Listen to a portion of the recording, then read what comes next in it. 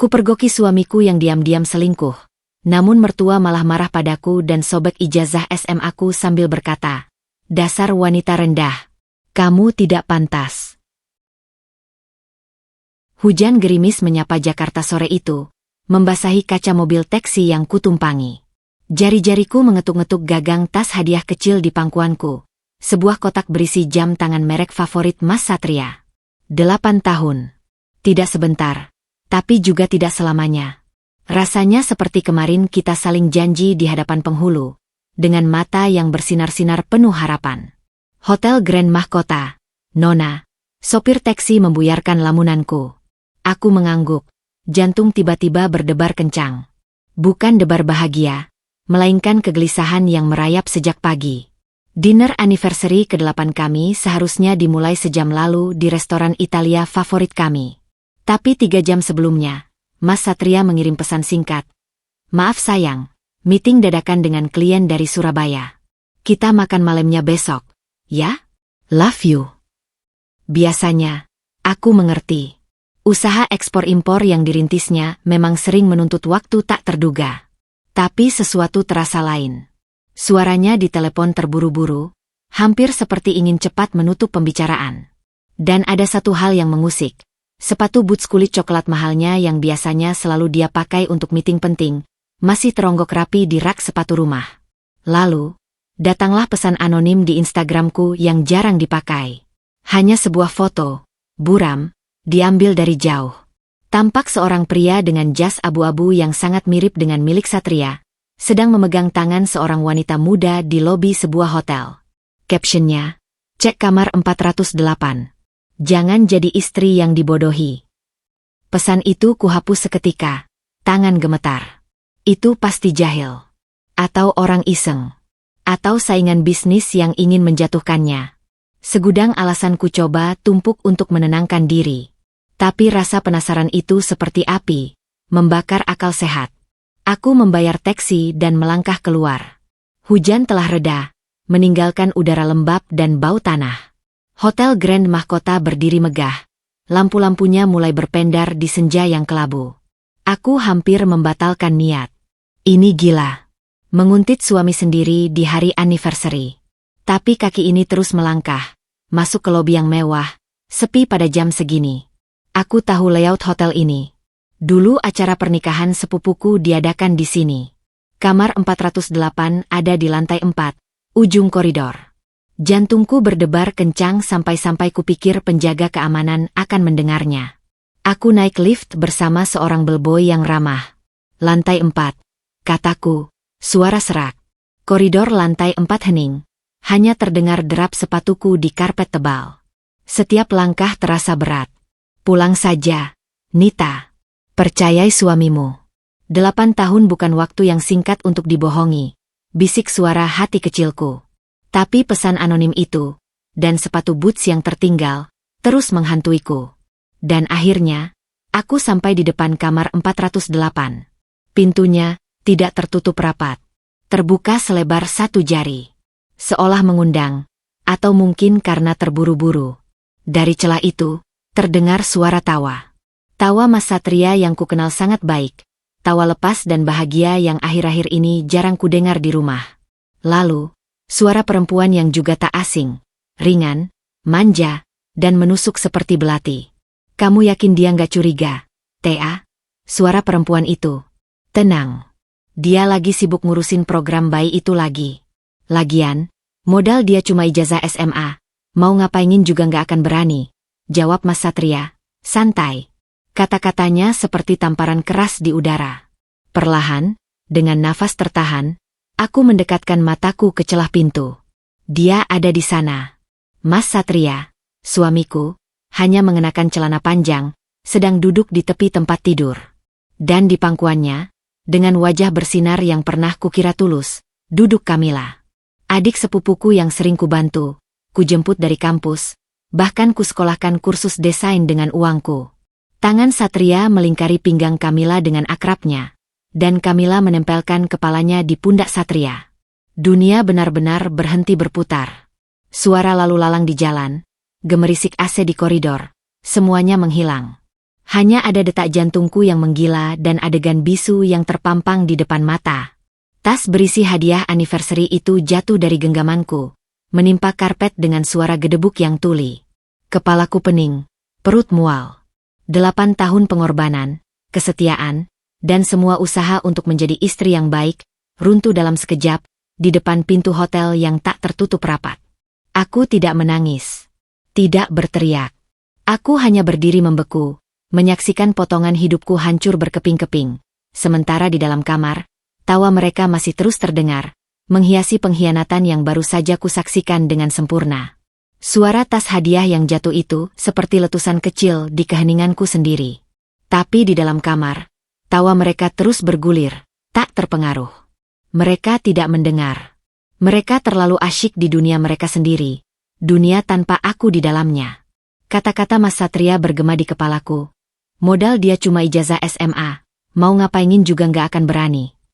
Setiap kata itu adalah paku yang menancap dalam-dalam. Mengubah rasa sakit menjadi sesuatu yang lebih keras. Amarah yang membeku. Aku membungkuk, mengambil tas itu dengan tangan yang gemetar hebat. Tubuhku bergerak otomatis, menjauh dari pintu kamar 408 seolah itu adalah mulut neraka. Langkahku terhuyung-huyung di karpet tebal, menuju lift. Di dalam lift yang kosong, bayanganku di kaca pintu terlihat seperti hantu. Wajah pucat pasi, mata kosong, bibir bergetar. Lift turun dengan lambat, seolah menahanku di ruang hampa antara kenyataan yang baru saja kuhancurkan dan kehidupan di luar hotel yang harus kuhadapi. Harus kemana? Rumah? Rumah kita? Bayangan masuk ke ruang tidur yang kini terasa asing. Melihat tempat tidur yang mungkin masih membawa aroma Kamila, membuatku ingin muntah. Tidak bisa. Orang tua? Ibu di kampung pasti akan hancur melihatku seperti ini. Dia yang selalu membanggakan pernikahanku yang mapan. Tanpa sadar, mulutku memberi alamat pada sopir taksi berikutnya. Jalan Permata Hijau, Pak. Itu alamat rumah mertua. Rumah Bu Laksmi dan Pak Hadi. Mungkin, naluri kekanak-kanakan itu muncul, mencari perlindungan figur orang tua.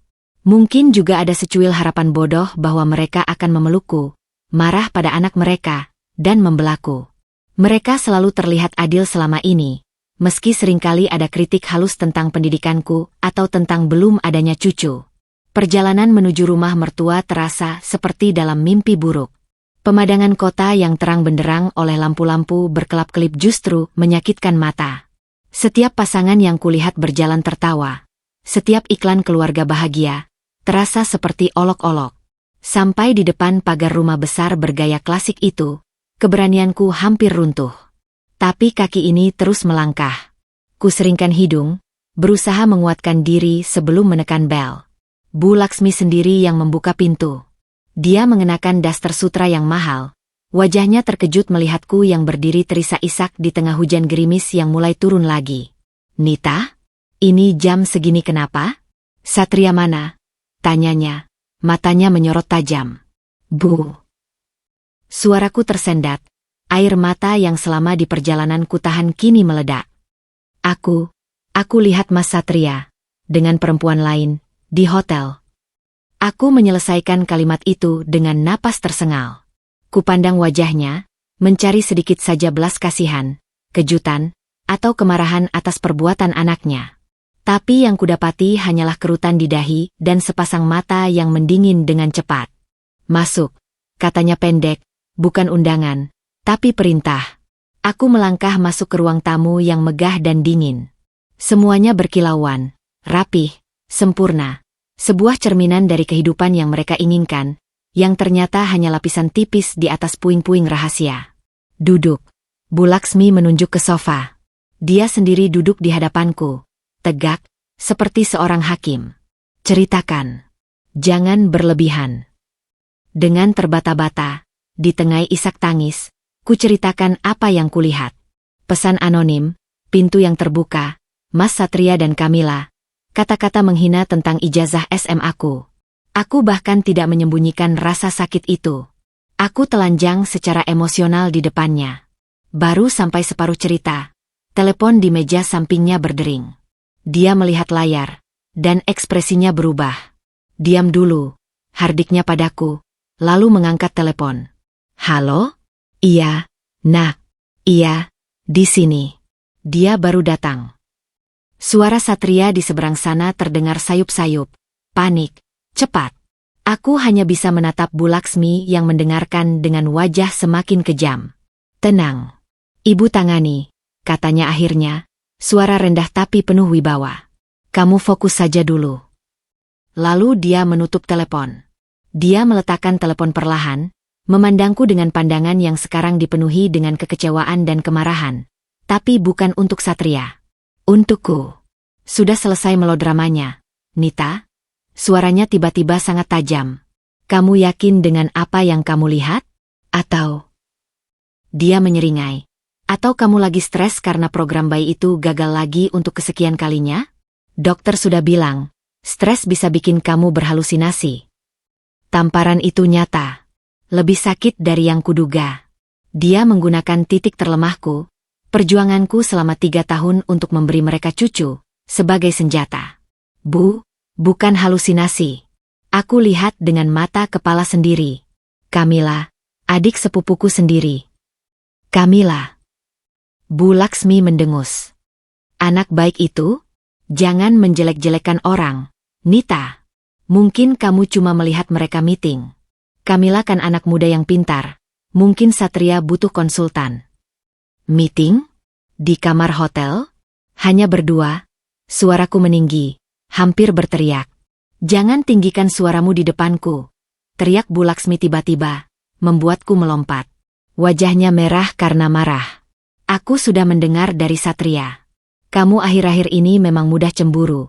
Tidak stabil emosinya karena tekanan punya anak. Dia sedang meeting bisnis yang penting. Dan kamu malah menguntitnya seperti istri tak percaya diri. Memalukan.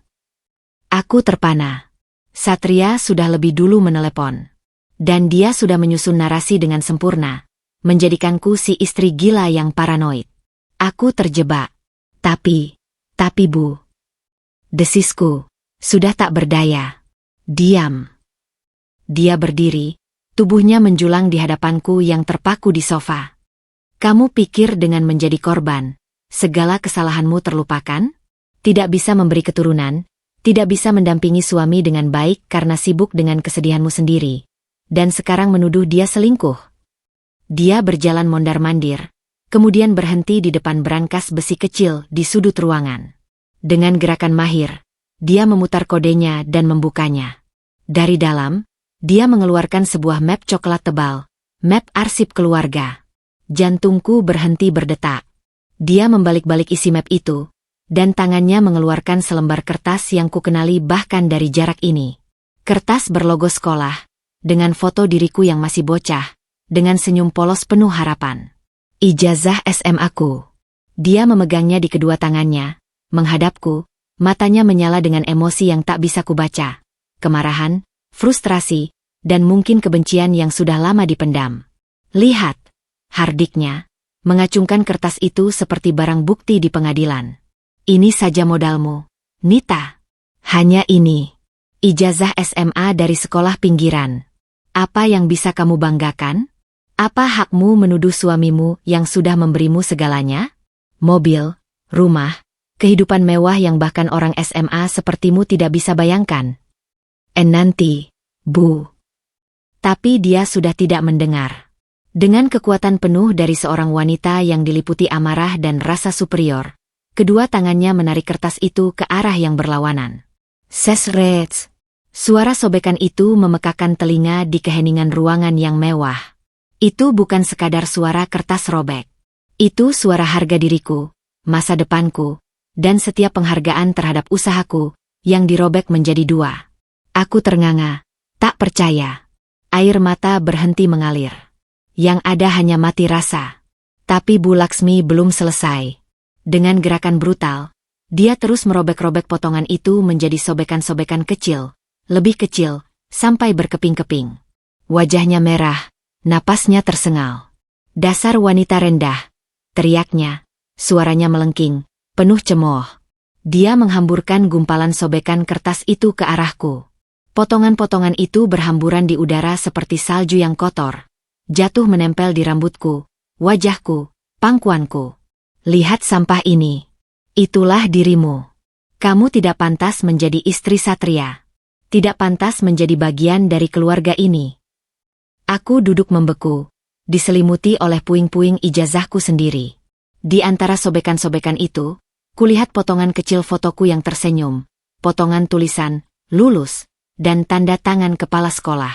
Dan saat itulah, dari balik punggung Bu Laksmi, kulihat pintu utama terbuka.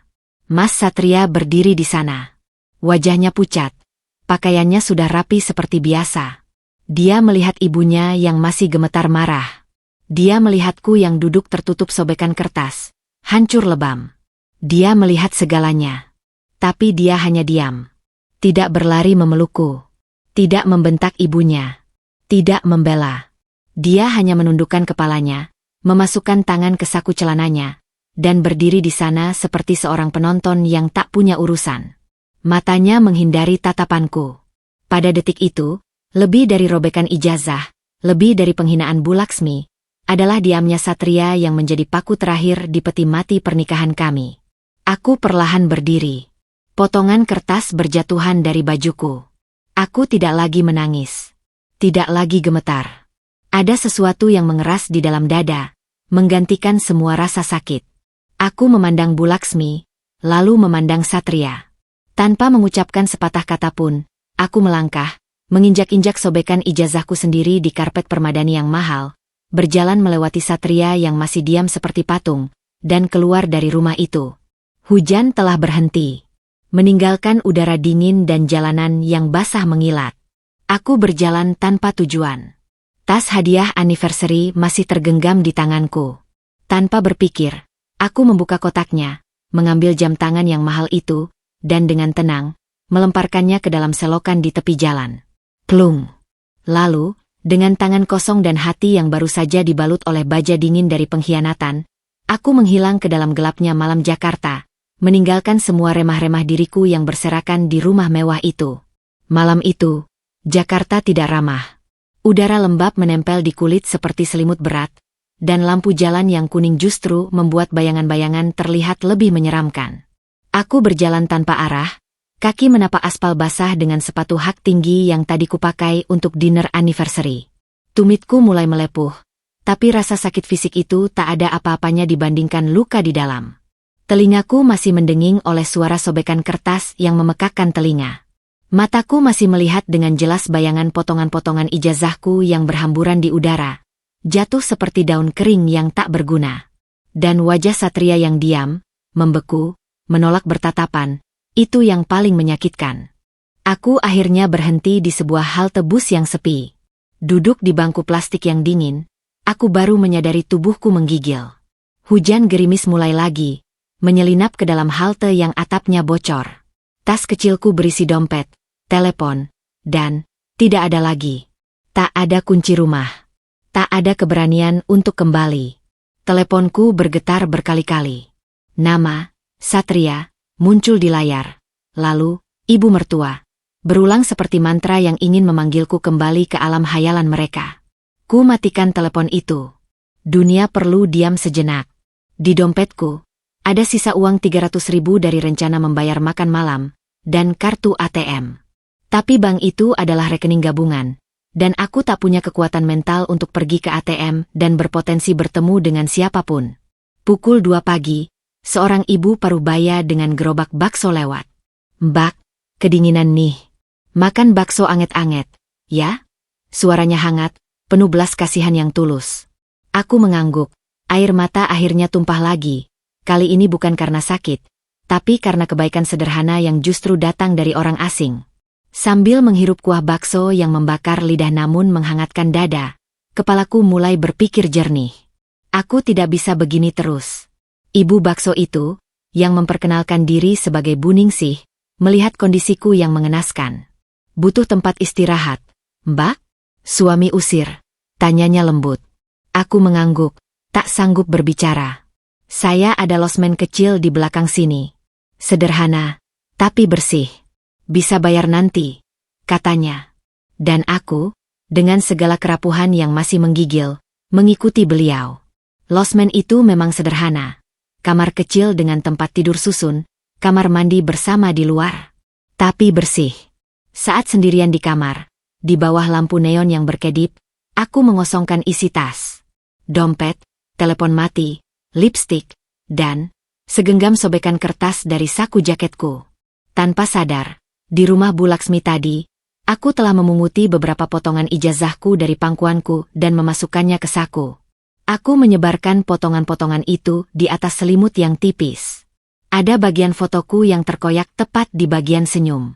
Ada tulisan, Nita Arum Pratiwi, yang terbelah dua. Ada stempel sekolah yang hampir utuh. Dengan tangan gemetar, aku mengambil tas plastik belanja yang ada di kamar, merobeknya menjadi lembaran datar. Lalu, dengan selotip kecil yang kubeli di warung Bu Ningsih tadi, aku mulai bekerja. Pekerjaan itu memakan waktu berjam-jam. Menjodohkan setiap huruf, setiap garis, seperti menyatukan kembali diriku yang tercerai-berai. Setiap rekatannya bukan hanya menempelkan kertas, tapi seperti menjahit luka di jiwa. Saat aku berhasil menyatukan namaku yang utuh, Nita Arum Pratiwi, untuk pertama kali malah sejak di hotel, aku menarik napas lega. Ini aku.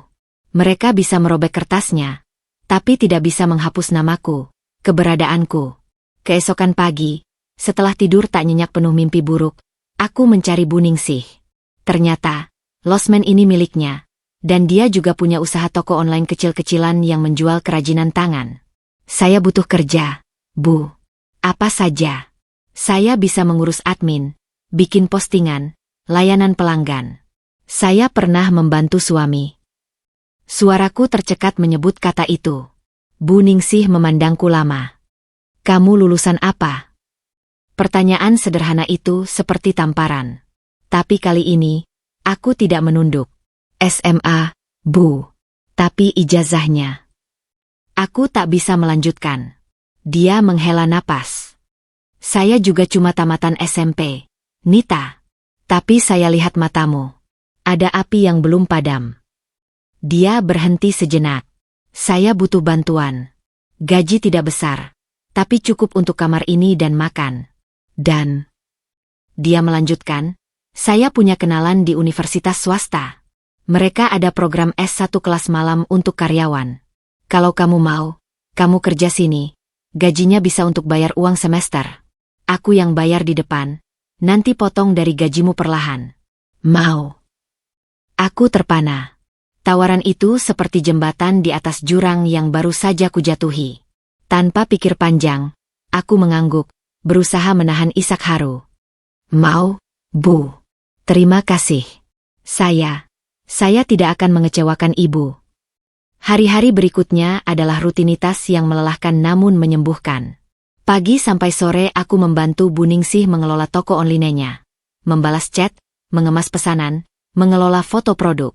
Malam hari, aku menghadiri kelas pertama di universitas. Aku memilih manajemen, bukan karena cita-cita, tapi karena kupikir ini yang paling praktis untuk membangun kembali hidup. Kampus adalah dunia baru. Di sana, tidak ada yang tahu aku Nita, istri Satria yang tak punya anak. Aku hanya Nita, mahasiswa yang lebih tua dari yang lain, yang selalu duduk di barisan depan dan mencatat dengan rapi.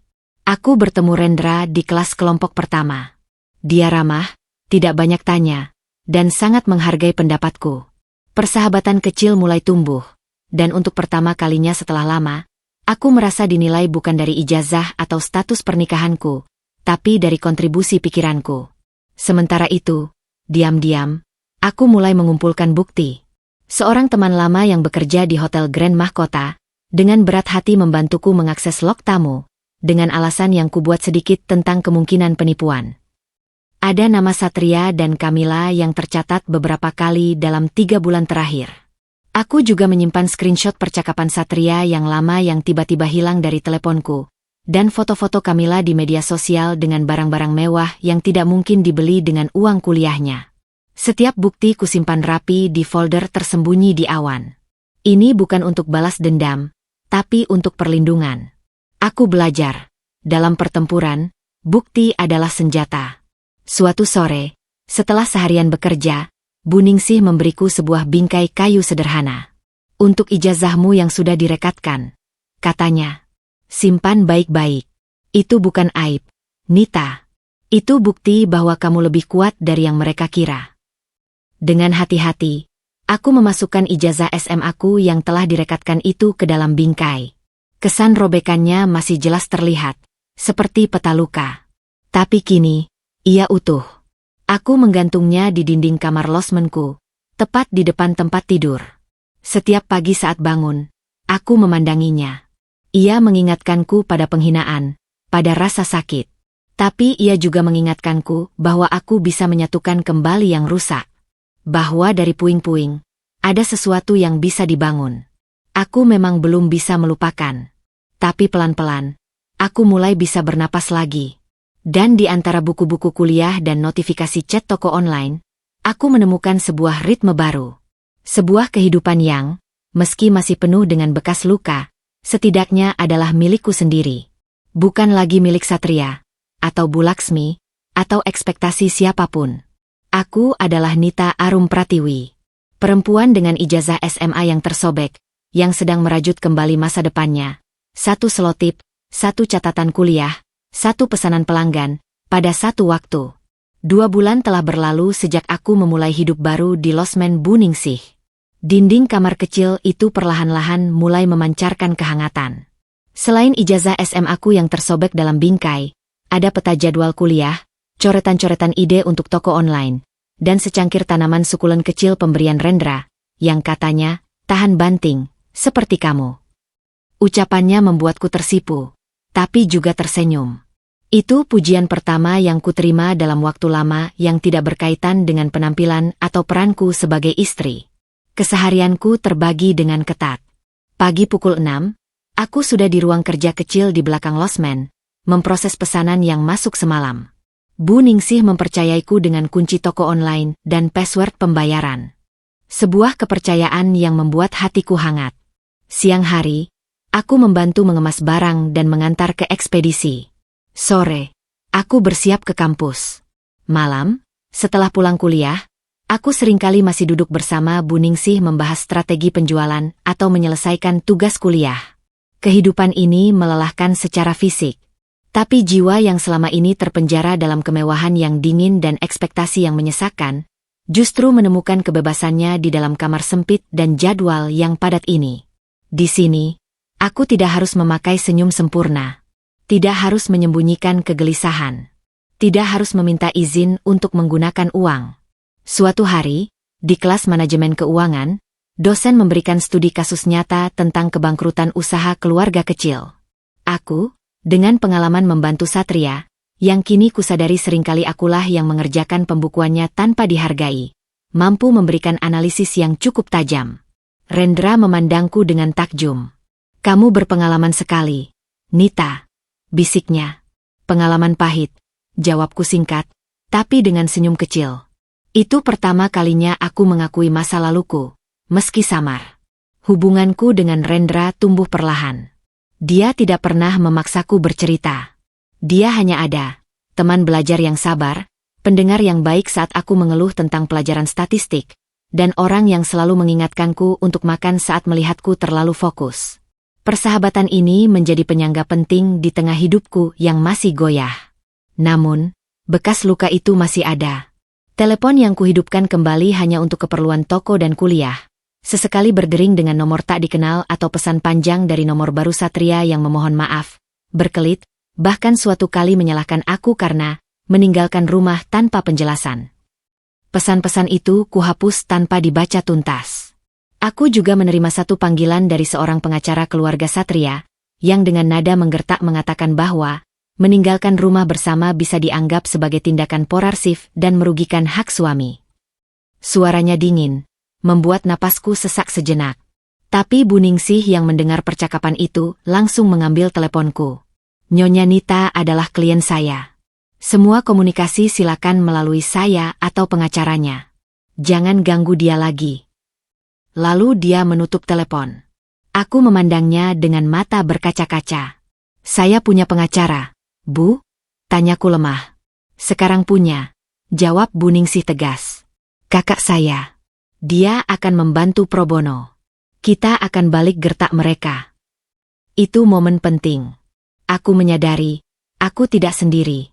Jaring pengaman yang selama ini kukira tidak ada, ternyata terbangun dari kebaikan orang-orang seperti Bu Ningsih, dan sekarang, dari persahabatan dengan Rendra.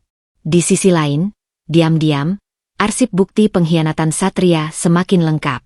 Temanku di hotel memberikan bukti pembayaran kamar dengan kartu kredit Satria. Seorang kenalan di bank, yang dulu pernah kubantu, dengan rahasia memberikan informasi bahwa ada transfer rutin dari rekening Satria ke rekening Kamila, dengan keterangan, biaya kuliah, dan bantuan hidup, dalam jumlah yang jauh melebihi kebutuhan normal seorang mahasiswa. Setiap potongan bukti itu seperti kepingan puzzle yang menyusun gambaran pengkhianatan yang terencana. Dan setiap kali aku melihatnya, rasa sakit itu berubah menjadi tekad baja. Aku tidak akan membiarkan mereka menghancurkan hidupku lebih jauh. Pada suatu akhir pekan, Rendra mengajakku dan beberapa teman kampus lainnya untuk mengerjakan proyek kelompok di sebuah coworking space. Saat itulah, secara tak sengaja, mataku menangkap sebuah profil di layar komputer seseorang yang sedang membuka media sosial. Itu Kamila. Dia mengunggah foto sedang bersantai di sebuah resort di Bali, dengan caption yang menyebutkan, "Staycation gifted by my love, thank you for the surprise." Tanggalnya adalah minggu lalu, saat Satria mengirimiku pesan bahwa dia sedang dinas luar kota ke Semarang. Tanpa kusadari, tanganku mengepal. Rendra yang duduk di sebelahku menyentuh lenganku dengan lembut. "Nita, kau baik-baik saja?" Aku menarik napas dalam-dalam. Aku baik. Cuma, melihat hantu masa lalu. Aku memaksakan senyum. Rendra memandangku dengan penuh perhatian, tapi tidak mengejar. "Kalau mau cerita, aku di sini. Kalau enggak, kita lanjutkan ngerjain laporan ini. Deadline gak kenal hantu masa lalu," katanya, mencoba meledek. Tawanya yang ringan berhasil meredakan ketegangan di bahuku. Di saat-saat seperti itu, aku bersyukur. Dunia baruku mungkin masih sederhana, penuh dengan perjuangan untuk membayar uang semester berikutnya atau memenuhi target penjualan. Tapi di sini, ada kejujuran, ada rasa hormat, dan ada ruang untuk lukaku bernafas dan perlahan-lahan sembuh, tanpa dihakimi atau dirobek-robek lagi. Malam itu, kembali ke losmen, aku memandangi ijazah SMA-ku yang tersobek di dalam bingkai. Lampu neon yang berkedip-kedip menerpa bekas robekan selotip itu, menciptakan bayangan yang dalam. Dulu, aku memandanginya sebagai simbol kegagalan dan penghinaan. Kini, di tengah kelelahan setelah seharian bekerja dan belajar, aku memandangnya sebagai pengingat. Ia mengingatkanku bahwa dari kerapuhan yang paling dalam, seseorang bisa menemukan kekuatan untuk merekatkan diri kembali. Ia juga mengingatkanku bahwa perjalananku masih panjang. Masih ada pertempuran hukum yang harus kuhadapi, masih ada masa lalu yang harus kutetapkan secara resmi, dan masih ada masa depan yang harus kubangun dengan tanganku sendiri. Tapi untuk malam ini, cukup dengan menyelesaikan tugas kuliah dan memastikan semua pesanan hari ini telah terproses. Langkah kecil. Seperti setiap sobekan yang kurekat satu persatu. 6 bulan berlalu seperti angin. Musim hujan telah berganti dengan teriknya kemarau kota Jakarta.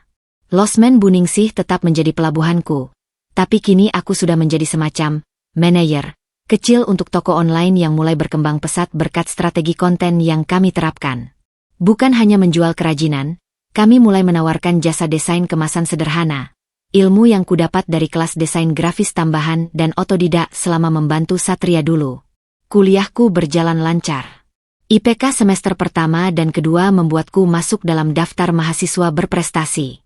Rendra, yang kini sudah kukenal sebagai anak tunggal dari keluarga sederhana di Bogor yang berjuang sendiri membiayai kuliah dengan kerja freelance, menjadi sahabat sekaligus partner belajar yang tak tergantikan. Ada perasaan yang mulai tumbuh, halus dan pelan, di antara diskusi tugas larut malam dan berbagi sepiring martabak di kantin kampus. Tapi aku belum siap. Bekas luka pernikahanku masih terlalu segar, dan aku tak ingin membawa Rendra ke dalam kekacauanku sebelum semua selesai. Salah satu tugas besar di semester ini adalah pameran kewirausahaan mahasiswa. Setiap kelompok diminta membuat produk atau jasa mini dan memamerkannya di aula kampus. Kelompok kami, yang terdiri dariku, Rendra, dan 2 teman lainnya, memutuskan membuat jasa, branding sederhana untuk UKM. Aku yang bertanggung jawab untuk desain visual. Hari pameran tiba. Aula dipenuhi stan-stan berwarna-warni. Stan kami sederhana, tapi rapi. Beberapa contoh desain logo dan kemasan yang kubuat untuk toko Buningsih dan beberapa UKM kecil lain kami pajang di papan poster. Aku juga memberanikan diri untuk memajang beberapa desain ilustrasi digital yang merupakan ekspresi personal. Gambar-gambar wanita dengan latar belakang yang retak namun tetap berdiri tegak, dengan judul Kintsugi, Seni Memperbaiki Yang Rusak. Itu adalah terapi bagiku. Semua berjalan lancar. Banyak pengunjung yang tertarik, bahkan beberapa pemilik warung sekitar kampus memesan desain logo. Rasa percaya diriku, yang dulu diinjak-injak bersama ijazahku, perlahan mulai tegak kembali. Sampai kemudian, sekitar pukul 3 sore, keramaian sedikit mereda. Aku sedang membenahi brosur di meja ketika telingaku menangkap suara yang sangat familiar. Suara yang pernah merobek-robek harga diriku. Ah, di sini ternyata suasana kampusnya. Lumayan untuk menghilangkan penat. Itu suara Bu Laksmi. Dadaku langsung sesak. Perlahan, aku menoleh. Dan benar. Di sana, berdiri Bu Laksmi dengan gaun linen yang masih terlihat mahal, meski sedikit lebih sederhana dari biasanya. Dia bersama seorang wanita seusianya yang tak kukenal. Mereka sedang berjalan menyusuri lorong stan, terkadang berhenti dan mengomentari dengan nada yang sedikit merendahkan. Aku berharap mereka tidak melihatku. Aku mencoba menunduk, pura-pura mengatur sesuatu di bawah meja. Tapi sudah terlambat. Nita. Suaranya tepat di depan stan kami. Dingin, penuh keheranan yang terasa menusuk. Aku terpaksa mendongak. Rendra yang sedang menjelaskan pada seorang pengunjung, melirik ke arahku, matanya berisi tanya. Bu, ucapku, berusaha datar. Tanganku berkeringat dingin. Bu Laksmi memandangiku dari atas ke bawah, lalu matanya menyapu stan kami yang sederhana, berhenti pada poster-poster desainku, dan akhirnya pada plang nama kelompok yang tercetak jelas, Nita Arum Pratiwi. Wajahnya berubah. Keheranan berubah menjadi sesuatu yang lebih gelap, cemooh, dan mungkin sedikit rasa terancam. Apa yang kamu lakukan di sini? Tanyanya, suara rendah namun terdengar jelas di sekitar kami yang mulai sepi. Saya sedang mengikuti kegiatan kampus, Bu. Pameran kewirausahaan. Jawabku, berusaha tenang. Teman Bu Laksmi mendekat, penasaran. Laksmi, kenal dengan mahasiswi ini? Bu Laksmi tersenyum tipis, senyum yang tak sampai ke mata. Ini mantan menantu saya. Kata, mantan, dia tekankan, meski secara hukum kami belum resmi bercerai. Nita, kamu, kuliah? Di sini. Nadanya seperti sedang menyebut hal yang mustahil. Iya, Bu. Semester 3, jawabku, menahan gejolak malu dan marah di dada. Dengan biaya apa? Tanyanya lagi, suaranya kini lebih keras, menarik perhatian beberapa orang di stan sebelah. Kamu kan tidak bekerja. Atau, jangan-jangan uang dari Satria yang kamu pakai? Padahal kamu yang minggat dari rumah. Rasa panas memenuhi wajahku. Tapi kali ini, bukan air mata yang ingin keluar, melainkan amarah. Rendra sudah berdiri tegak di sampingku, siap melindungi. Aku menarik napas. Lalu, dengan suara yang lebih lantang dan jelas daripada yang kukira bisa kulakukan, aku menjawab, saya membiayai sendiri kuliah saya, Bu. Dengan bekerja. Dan saya tidak menggunakan uang dari keluarga Bapak Satria sama sekali sejak saya pergi. Bu Laksmi mendengus, tidak percaya. Matanya kembali menatap poster desainku, terutama ilustrasi, Kintsugi, itu. Ini karyamu? Menjual gambar? Ejeknya ringan pada temannya. Dulu di rumah cuma bisa masak dan bersih-bersih. Sekarang jadi seniman. Temanannya tertawa kecil. Malu-malu. Itu terlalu jauh. Aku melangkah keluar dari balik meja, berdiri tepat di hadapannya. Perbedaan tinggi kami tak seberapa, tapi aku merasa sama tingginya untuk pertama kali. Iya, Bu. Ini karya saya. Saya menghasilkan uang dari skill saya. Dan saya bangga akan itu. Aku menatapnya langsung. Lebih bangga daripada hidup dari uang suami hanya untuk kemudian dihina karena cuma punya ijazah SMA. Wajah Bu Laksmi memerah.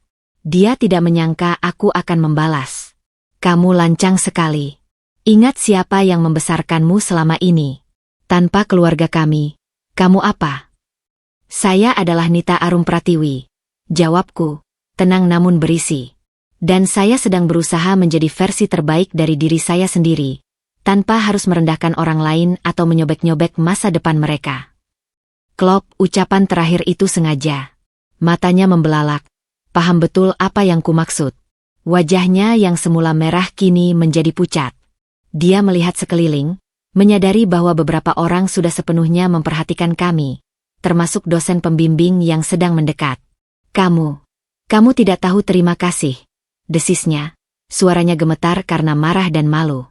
Terima kasih atas pelajarannya, Bu, jawabku, lalu menoleh ke temannya. Selamat menikmati pameran, Bu. Aku membalikan badan, kembali ke posisi di belakang meja stan, seolah-olah dia tak ada lagi. Tanganku gemetar, tapi hatiku merasa ringan, sangat ringan. Bu Laksmi berdiri terpaku sejenak, lalu menarik lengan temannya dan berjalan cepat pergi, meninggalkan stan kami dengan aura kemarahan yang masih terasa. Rendra segera memberikanku segelas air. Kamu luar biasa, bisiknya. Matanya bersinar penuh kekaguman. Dosen pembimbingku, Ibu Dian, mendekat. Nita, ada masalah? Tidak, Bu. Hanya mantan keluarga. Sudah selesai, jawabku, tersenyum kecil. Ibu Dian mengangguk, memahaminya. Pameran berlanjut. Tapi kejadian tadi seperti telah memutuskan satu ikatan terakhir yang masih membelenggu. Aku telah berhadapan dengan monster itu, dan aku tidak lari. Aku tidak menangis. Aku membela diri. Malamnya, di losmen, aku memandangi ijazah SMA-ku yang tersobek. Aku tersenyum. Mereka bisa merobek kertasnya. Mereka bisa merendahkan usahaku. Tapi mereka tidak bisa lagi menyentuh orang yang sekarang berdiri di balik kertas yang telah direkatkan itu. Aku telah berubah. Dan perubahan itu mulai mereka rasakan. Namun, di balik kemenangan kecil itu, aku tahu sesuatu. Pertemuan hari ini bukanlah akhir. Ia adalah deklarasi perang terbuka. Dan Bu Laksmi bukan tipe yang menerima kekalahan begitu saja. Aroma konflik yang lebih besar tercium di udara. Tapi kali ini, aku siap. Aku tidak lagi sendiri. Dan aku tidak lagi hanya bermodalkan ijazah SMA yang tersobek. Aku sekarang punya senjata baru. Pendidikan, keterampilan, teman sejati, dan keberanian yang telah ditempa dalam api penghinaan. Peristiwa di pameran kampus itu seperti batu yang dilemparkan ke kolam tenang. Replaynya menyebar, mencapai tempat-tempat yang tak terduga. Aku merasakannya lewat getaran-getaran kecil yang sampai ke telingaku. Melalui teman Bu Ningsih yang masih terhubung dengan lingkaran sosial Bu Laksmi, atau dari percakapan tak sengaja di warung kopi dekat kampus. Kabarnya, Bu Laksmi pulang dengan murka setelah pertemuan itu. Bukan karena aku, tapi karena dipermalukan di depan teman dan orang asing. Aku bisa membayangkan bagaimana dia melampiaskan amarahnya. Dan sasaran empuknya tentu bukan Satria, anak kesayangannya yang meski mengecewakan tetap dipandang sebagai korban, istri yang tak tahu diri. Sasaran kemarahannya kini beralih ke Kamila. Karma, kata orang. Aku lebih suka menyebutnya konsekuensi logis. Sebuah kabar pertama yang sampai padaku adalah tentang usaha catering, Rasa Laksmi, milik Bu Laksmi. Usaha itu dulu cukup moncer di kalangan pertemuan arisan dan pernikahan menengah atas. Ternyata, sejak aku, yang dulu mengurusi pemesanan, pengiriman, dan bahkan kadang membantu tes rasa di dapur, pergi, Bu Laksmi menyerahkan banyak urusan pada Kamila. Biarkan dia yang urus, kan dia lulusan perguruan tinggi, biar lebih modern. Mungkin begitu pikir Bu Laksmi saat itu, ingin menunjukkan bahwa pilihan Satria lebih baik dariku. Tapi Kamila bukan aku. Dia tidak punya kesabaran untuk mencatat pesanan dengan detail, memastikan diet khusus pelanggan, atau membangun hubungan baik dengan supplier. Ceritanya, ada pesanan besar untuk acara tunangan anak pejabat. Kamila, yang mungkin terlalu percaya diri, memotong anggaran bahan baku untuk membeli tas branded baru yang dia inginkan. Hasilnya, beberapa menu kualitasnya turun, bahkan ada yang salah kirim. Tamu kecewa, Pelanggan utama itu marah besar dan menyebarkan cerita buruk itu ke lingkaran terdekatnya. Kontrak langganan bulanan pun diputus. Bu Ningsih, dengan mata berbinar menceritakan ini sambil menyeduh teh, berbisik. Katanya sih, Bu Laksmi marah-marah habis-habisan ke Kamila di rumah. Sampai pecah piring katanya. Tapi Kamila nggak terima. Dia bilang itu bukan salah dia sepenuhnya. Sistemnya yang berantakan. Ya ampun, gadis itu berani sekali ya membantah ibu mertuanya. Aku hanya menghela napas. Rumah yang dulu kukira tempat yang tenang dan terkendali itu, ternyata seperti panci presto yang kini tutupnya mulai goyah. Karma kedua datang pada Satria. Bisnis ekspor-impor barang kerajinannya ternyata sangat bergantung pada network yang selama ini secara tidak langsung aku bantu jaga. Aku yang membalas email klien dengan sabar. Aku yang mengingatkan ulang tahun mitra. Aku yang mengatur jadwal pengiriman agar tepat waktu. Tanpa itu, keluhan mulai berdatangan. Seorang supplier dari Jepang bahkan mengirim email protes karena salah kirim barang dan responnya lambat. Satria, yang terbiasa hanya pada bagian deal dan marketing, kewalahan dengan hal-hal operasional yang dianggapnya sepele. Dia mencoba menghubungiku. Bukan dengan telepon, tapi melalui email lama yang masih terdaftar di sistem perusahaan. Nita, aku tahu aku sudah banyak salah. Tapi bisnis ini hancur. Kamu yang paling paham operasional. Bisa kita bicara? Murni bisnis. Aku bayar kamu sebagai konsultan. Membacanya, aku merasa sedih sekaligus jijik.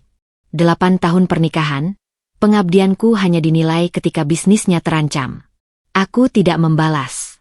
Tapi aku menyimpan email itu. Sebagai pengingat, betapa mudahnya mereka membuang orang saat dianggap tak berguna, dan berusaha mengambilnya kembali saat butuh. Konflik di rumah mereka memuncak suatu sore, ketika aku secara tidak sengaja bertemu dengan tetangga lama mereka di pasar. Ibu itu, yang dulu sering kubantu belikan obat, bercerita dengan semangat. Wah, Nita, rumah mereka sekarang kayak medan perang. Ih, Kamila itu, ya ampun, masak jam 11 pagi saja belum mandi. TV nyaring, belanja online tiap hari pakai Uus. Bu Laksmi marah, tapi Mas Satria malah membela Kamila. Katanya Kamila lagi hamil muda, harus dimanja. Hamil? Iya. Udah kelihatan perutnya. Tapi Bu Laksmi kayaknya nggak seneng. Dia pengen cucu, tapi katanya, nggak mau cucu dari wanita sundal. Keras banget kata-katanya. Hamil, kata itu menyentakku. Rasa sakit yang sudah kukira mati, ternyata masih bisa berdenyut lemah. Aku membayangkan Satria yang akan menjadi ayah. Dengan Kamila. Padahal dulu, setiap program bayi kami gagal, dia selalu menghibur dengan kata-kata, yang penting kita bersama. Ternyata, bersama, itu kondisional. Tapi rasa sakit itu cepat berganti dengan kelegaan. Kelegaan bahwa aku tidak lagi terperangkap dalam drama rumah tangga yang beracun itu. Kelegaan bahwa anak tidak akan lahir dan besar dalam lingkungan penuh kemunafikan dan amarah seperti itu. Karma mungkin tidak langsung menghancurkan. Tapi ia bekerja pelan, mengikis pondasi yang rapuh. Usaha catering Bu Laksmi terus merosot. Nama baiknya ternodai.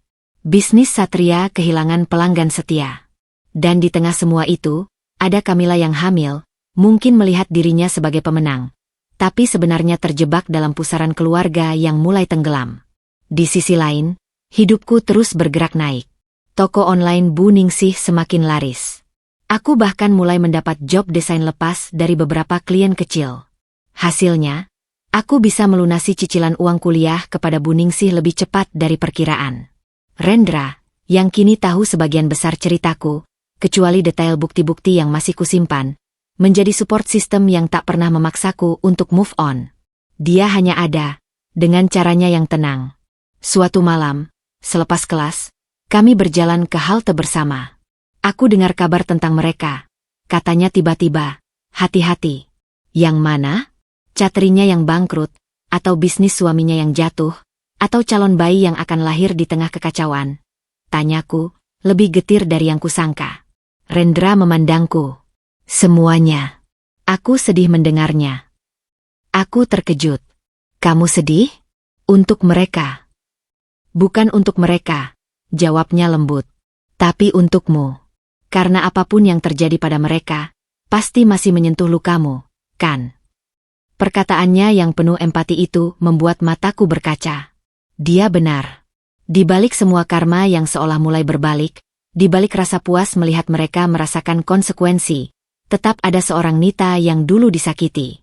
Dan luka itu, meski sudah mulai sembuh, tetap saja luka. Terima kasih, Ren, bisikku. Untuk apa? Untuk tidak menyuruhku membenci mereka lebih dalam, atau bersukacita atas penderitaan mereka. Untuk mengingatkan bahwa aku boleh merasa sakit, meski mereka yang salah. Dia tersenyum, lalu dengan berani, menggenggam tanganku sebentar sebelum melepaskannya. Kamu manusia, Nita, bukan malaikat pembalas dendam. Pulang ke losmen, aku memandangi ijazah SMA-ku. Kini, di samping bingkainya, ada sertifikat penghargaan, mahasiswa berprestasi, semester lalu, dan kartu nama sederhana dengan gelar, desainer grafis manajer operasional. Mereka di sana tenggelam dalam konflik yang mereka ciptakan sendiri. Aku di sini, sibuk membangun. Mereka sibuk menyalahkan. Aku sibuk belajar. Mereka merobek-robek harga diri orang lain. Aku merekatkan diriku sendiri, keping demi keping. Karma, mungkin memang ada. Tapi aku memilih untuk tidak menunggu atau bergantung padanya. Aku memilih untuk menjadikan setiap penghinaan, setiap sobekan, sebagai bahan bakar untuk melangkah lebih jauh lagi. Dan langkah selanjutnya sudah jelas. Menyelesaikan kasus perceraian dengan kepala tegak, dan membuktikan bahwa wanita rendah itu hanyalah ilusi di kepala mereka yang sombong. Wanita sejatilah yang mampu bangkit, bahkan dari puing-puing yang tersobek. Jakarta memasuki musim pancaroba. Udara lembab dan panas menyergap di siang hari, tetapi hujan masih sering turun dengan deras di sore hari, seolah mencerminkan keadaan hati yang tidak menentu. Di losmen Buningsih, hidupku telah menemukan ritmenya. Namun, di luar tembok losmen yang dicat ulang warna hijau muda itu, badai yang ditinggalkannya ternyata belum sepenuhnya reda. Suatu Sabtu sore, langit mendung menggelantung rendah. Aku baru saja pulang dari mengantar pesanan besar ke ekspedisi. Baju seragam tokoku yang sederhana masih basah oleh keringat. Saat mendekati pintu losmen, sebuah mobil mewah yang sangat kukenal, Mercedes hitam milik Satria, terparkir di pinggir jalan yang sempit, terlihat janggal di antara motor dan gerobak dagang. Jantungku berdebar kencang. Tidak sekarang. Aku berharap itu hanya halusinasi. Tapi saat aku melangkah mendekat, pintu mobil terbuka. Keluarlah Mas Satria. Dia terlihat berbeda. Bukan lagi pria tampan dengan aura percaya diri yang dulu. Dia lebih kurus, kemejanya sedikit kusut, dan matanya memiliki lingkaran hitam yang dalam. Wajahnya membayangkan kelelahan yang bukan hanya fisik. Dia tampak seperti bayangan dari pria yang dulu kukenal. Nita, sapanya, suaranya serak. Dia berdiri di antara aku dan pintu masuk losmen. Ada perlu apa, Mas? Tanyaku, berusaha menjaga jarak dan nada bicaraku tetap datar, seperti berbicara pada klien yang merepotkan. Bisa kita bicara? Sebentar saja. Di mobil, atau? Matanya melirik ke dalam losmen yang sederhana. Dengan sedikit keengganan yang tak bisa disembunyikan. Di sini saja. Saya masih ada pekerjaan. Aku tak bergerak dari tempatku berdiri. Tangan masih memegang tas berisi sisa packing. Dia menghela napas, lalu menyisir rambutnya dengan tangan yang gelisah. Nita, aku datang untuk minta maaf. Sungguh. Aku tahu aku sudah sangat menyakitimu. Ibu juga. Ibu sekarang sadar. Dia marah besar pada Kamila. Lihat. Dia menunjukkan teleponnya. Ada pesan dari Bu Laksmi yang isinya meminta Satria membawa Nita pulang. Dia merindukanmu. Kita semua salah. Pulanglah, Nita. Mari kita mulai lagi. Hapus semua yang buruk. Kata-katanya mengalir. Terdengar seperti skrip yang sudah dilatih. Aku memandang matanya, berusaha mencari secercah keaslian, penyesalan yang tulus. Yang kudapati hanya kelelahan dan keputusasaan. Dia bukan menyesali perbuatannya. Dia menyesali konsekuensinya yang kini menghancurkan hidupnya. Mulai lagi, ucapku perlahan. Setelah segalanya? Setelah kamu dan ibumu merobek-robek harga diriku? Setelah Kamila.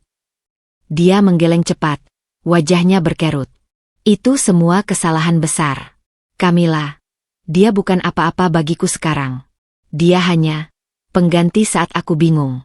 Ibu pun sudah mengusirnya dari rumah setelah tahu dia menghabiskan uang catering untuk barang-barang mewah. Dia sekarang tinggal di apartemen kecil. Dan dia berhenti, seperti menelan sesuatu yang pahit, dan dia hamil. Tapi itu bukan alasan kita tidak bisa kembali. Aku janji, aku akan urus semuanya. Dia mengakui tanpa disadari, dia mengakui pengkhianatannya dan kehamilan Kamila. Tapi pengakuan itu tidak membuatku merasa menang. Hanya ada rasa hampa. Dan ijazah SMA aku yang dulu? Tanyaku tiba-tiba, suaraku lebih tajam dari yang kurencanakan. Yang dirobek-robek ibumu dan kamu diam saja menyaksikannya? Apa kabar sobekan-sobekan itu? Satria terperanjat. Seperti tidak menyangka aku akan membawa itu. Ijazah. Itu. Nita. Itu kan sudah lama. Aku akan buatkan yang baru untukmu. Aku akan urus penggantiannya. Atau kamu mau kuliah?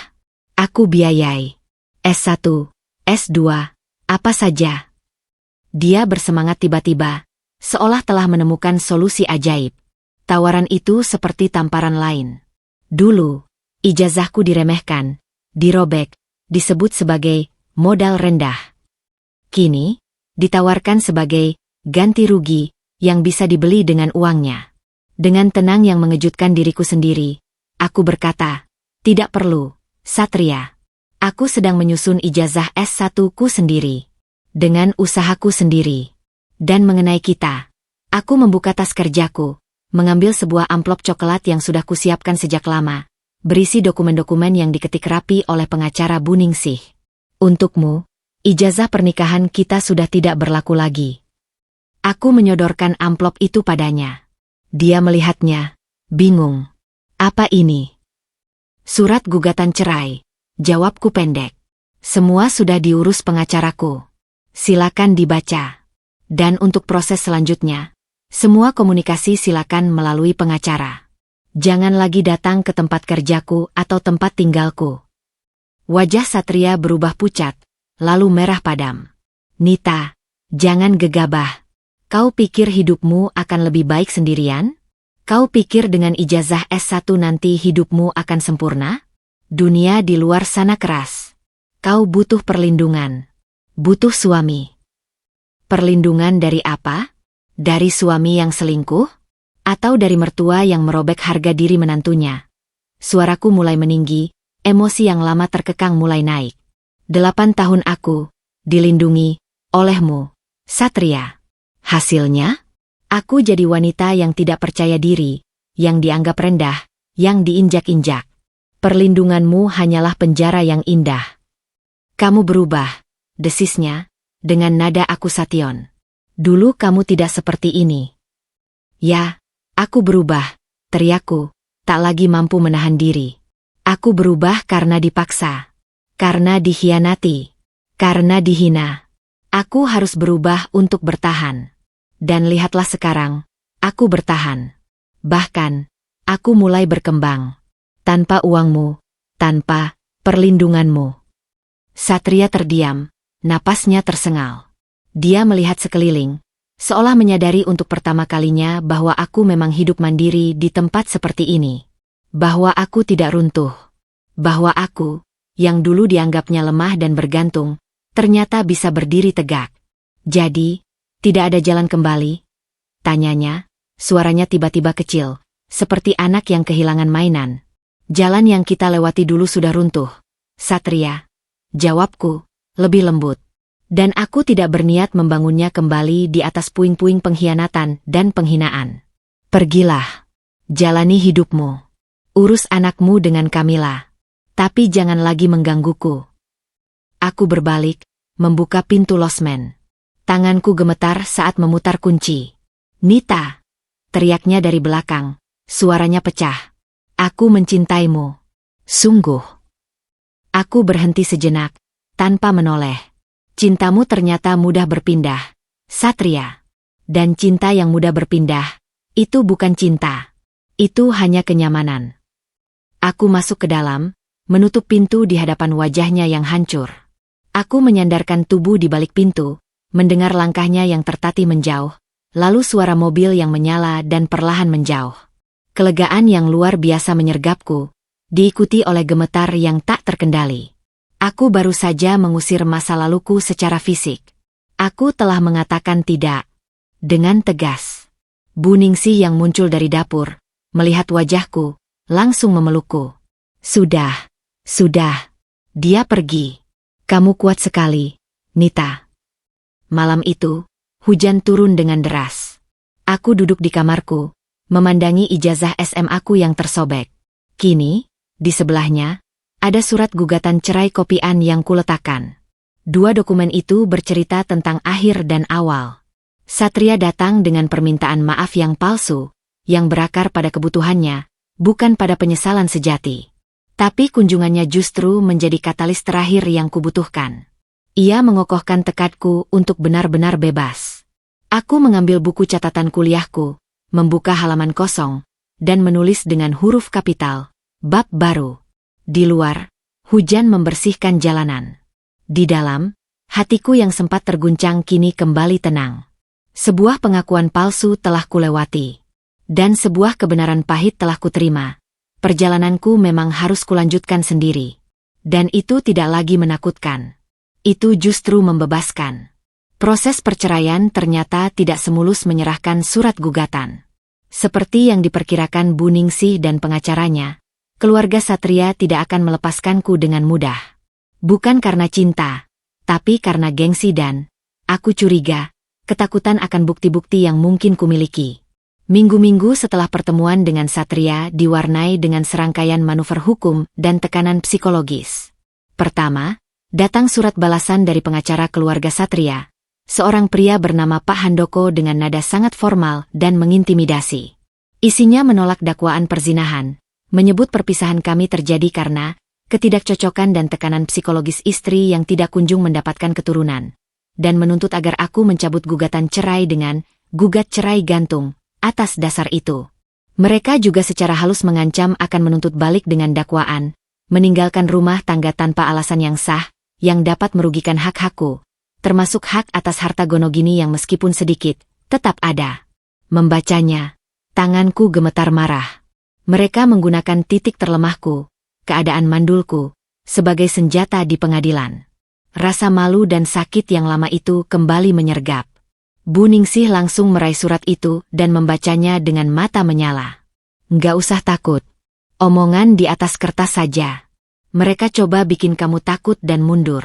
Tapi kita punya bukti nyata, katanya sambil menepuk-nepuk tanganku. Bukti-bukti yang selama ini kukumpulkan dengan hati-hati kini menjadi sangat berharga.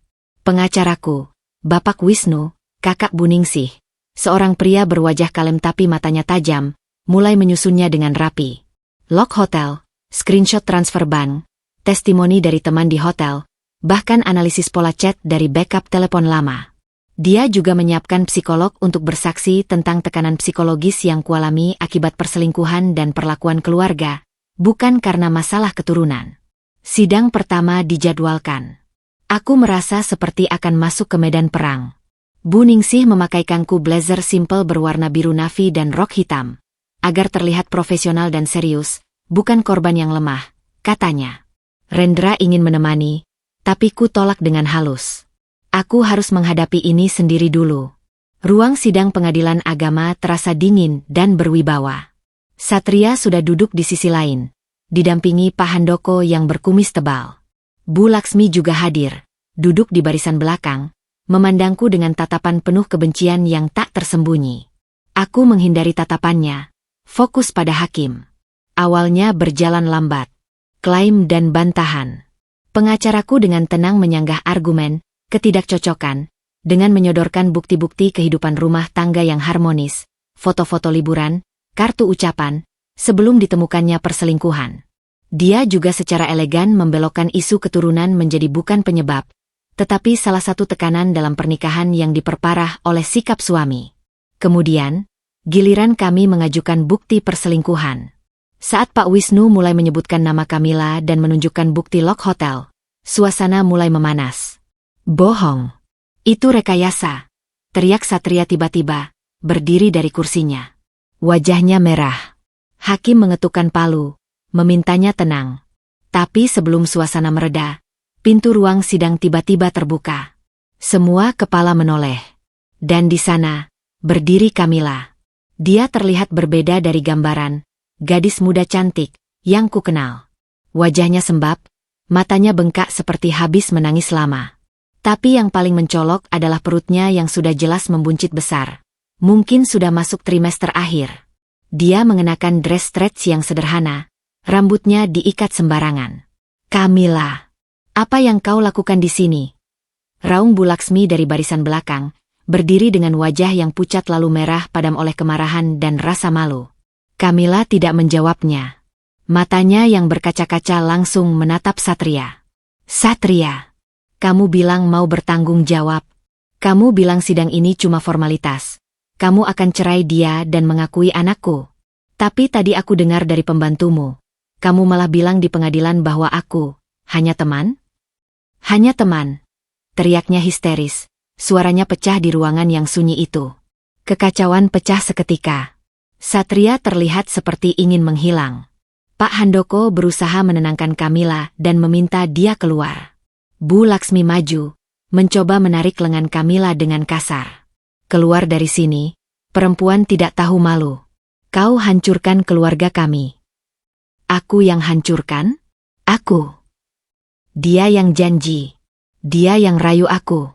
Dia yang bilang istrinya tidak bisa kasih dia anak. Jadi aku yang akan jadi ibu anaknya.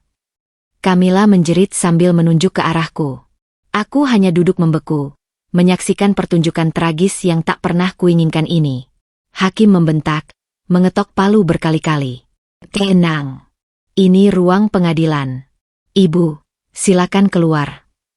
Tapi Kamila seperti orang kesurupan. Dia memeluk perutnya. Aku nggak mau keluar. Anak di kandunganku ini butuh bapak yang bertanggung jawab. Dia harus mengakuinya sekarang. Atau aku akan ceritakan semua. Bagaimana dia mencekoki aku dengan uang. Bagaimana dia bilang istrinya cuma wanita kampungan berijazah SMA. Setiap kata seperti cambuk yang menghajar keluarga Satria di depan umum. Wajah Bu Laksmi berubah dari merah menjadi pucat pasi. Dia terhuyung, harus ditahan oleh seorang petugas. Satria menutup wajahnya dengan kedua tangan, bahunya berguncang. Entah karena menangis atau karena malu yang tak tertahankan. Pak Wisnu, pengacaraku, memanfaatkan momentum ini dengan sempurna. Dengan suara tenang namun terdengar jelas di tengah kekacauan, dia berkata kepada hakim, "Yang mulia, tampaknya telah terjadi pengakuan langsung dari pihak ketiga yang terlibat. Ini mengkonfirmasi bukti-bukti yang telah kami ajukan. Sidang ini jelas-jelas menunjukkan adanya pelanggaran kesetiaan dalam perkawinan." Hakim, yang tampak sangat kesal dengan keributan itu, akhirnya mengetok palu kuat-kuat. Sidang ditunda.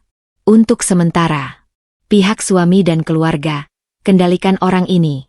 Sidang berikutnya akan membahas lebih lanjut bukti-bukti dan pernyataan ini. Kekacauan perlahan mereda saat petugas membimbing Kamila yang masih terisak histeris keluar ruangan. Tatapan Bu Laksmi kepadaku, sebelum dia sendiri dibopong keluar oleh Satria yang tertunduk lesu, adalah tatapan yang penuh dengan kebencian yang mendalam dan kekalahan. Dia menyadari, sandiwaranya telah runtuh berantakan di depan hukum dan di depan orang banyak. Aku keluar dari ruang sidang dengan kaki lemas, didampingi Pak Wisnu. Di lobi, Rendra ternyata sudah menungguku. Khawatir karena mendengar keributan dari luar. Dia segera memelukku erat. "Sudah selesai," bisiknya. "Tidak. Aku tahu belum selesai. Tapi pertempuran besar telah dimenangkan tanpa aku perlu mengeluarkan banyak kata. Kebenaran, dengan cara yang berantakan dan dramatis, telah berbicara sendiri. Karma, mungkin memang datang dalam bentuk yang tak terduga. Dan hari itu, karma bagi keluarga Satria berbentuk seorang Kamila yang hamil dan terluka, yang menghancurkan topeng kesopanan mereka di tempat yang paling memalukan, ruang sidang. Aku tidak merasa senang. Hanya lelah. Dan lega. Lega karena kebenaran akhirnya terungkap. Lega karena aku tidak perlu lagi menyembunyikan luka-lukaku. Dunia telah melihat siapa sebenarnya mereka. Perjalanan masih panjang. Tapi badai paling dahsyat, kurasa, telah berlalu. Kini, yang tersisa adalah membersihkan reruntuhannya dan belajar untuk bernapas lagi di tengah keheningan pasca badai. Kekacauan di pengadilan itu seperti guncangan gempa yang meruntuhkan sisa-sisa fasade keluarga Satria. Getarannya terasa hingga ke pelosok kehidupan mereka, menghancurkan pondasi yang sudah rapuh. Berita tentang skandal perselingkuhan dan kehamilan di ruang sidang menyebar cepat di lingkaran sosial mereka. Bukan dari mulutku atau Buningsih, melainkan dari para saksi lain yang hadir, atau mungkin dari staf pengadilan yang tak bisa menahan diri. Dalam dunia mereka yang mengutamakan gengsi dan penampilan, itu adalah aib yang tak terhapuskan. Buningsih, dengan jaringan informasinya yang luas, secara berkala memberitahu perkembangan, bukan untuk menyenangkanku, tapi untuk memastikanku waspada. Catering, Rasa Laksmi, tutup permanen minggu lalu, katanya suatu pagi sambil menyajikan bubur ayam. Pelanggan sisa pada pindah ke catering lain. Katanya, siapa mau pesan dari keluarga yang dramanya sampai ke pengadilan? Malu.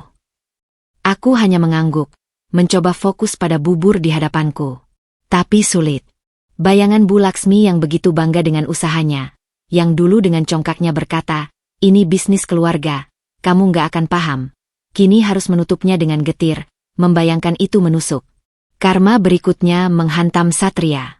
Partner bisnis utamanya dari Singapura, yang katanya sangat mempercayainya karena Satria dari keluarga baik-baik, mengundurkan diri dari kontrak eksklusif. Alasannya sopan tapi tegas. Kami perlu partner dengan stabilitas personal yang baik. Berita-berita yang beredar menimbulkan keraguan. Satria kehilangan 40% penghasilan perusahaan dalam sekejap. Dia terpaksa menjual Mercedes hitamnya, mobil yang dulu selalu dipamerkan padaku sebagai simbol kesuksesannya, untuk menutupi utang operasional dan, katanya, sebagian untuk biaya persiapan kelahiran anak Kamila. Cerita tentang Kamila sendiri juga tak kalah pahit. Setelah insiden di pengadilan, Satria terpaksa menempatkannya di sebuah apartemen kecil di pinggiran kota. Tapi hubungan mereka sudah menjadi racun. Kamila, yang merasa dikhianati janji dan dipermalukan, menjadi semakin posesif dan emosional. Satria, yang terjepit antara tuntutan finansial, tekanan keluarga, dan rasa bersalah, atau mungkin hanya kewalahan, jarang menengok. Menurut kabar, Kamila sering meneleponnya sambil menangis histeris, mengancam akan melaporkannya ke polisi jika tidak memberi nafkah. Lingkaran itu menguras sisa tenaga dan sumber daya Satria. Suatu sore, datanglah kabar yang paling ironis. Bu Laksmi jatuh sakit. Tekanan darah tinggi akut, dipicu oleh stres dan rasa malu. Dia dirawat di rumah sakit. Dan siapa yang merawatnya? Bukan Satria yang sibuk berantakan dengan urusannya, juga bukan Kamila yang jelas dibenci. Seorang suster lepas yang dibayar. Tetangga yang bercerita pada kenalan Buningsih berkata, sedih lihatnya. Dulu sombong sekali, sekarang di rumah sakit sendirian. Anaknya cuma datang sebentar, wajahnya seperti orang kehilangan nyawa. Mendengar itu, rasa iba yang tak kuinginkan menyelinap di hatiku.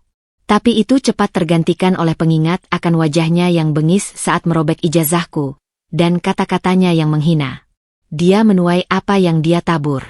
Di tengah semua kehancuran mereka, hidupku justru bergerak ke arah sebaliknya. Sidang lanjutan berjalan dengan lancar setelah kekacauan itu. Pengacaraku dengan mudah mengalahkan argumen lawan.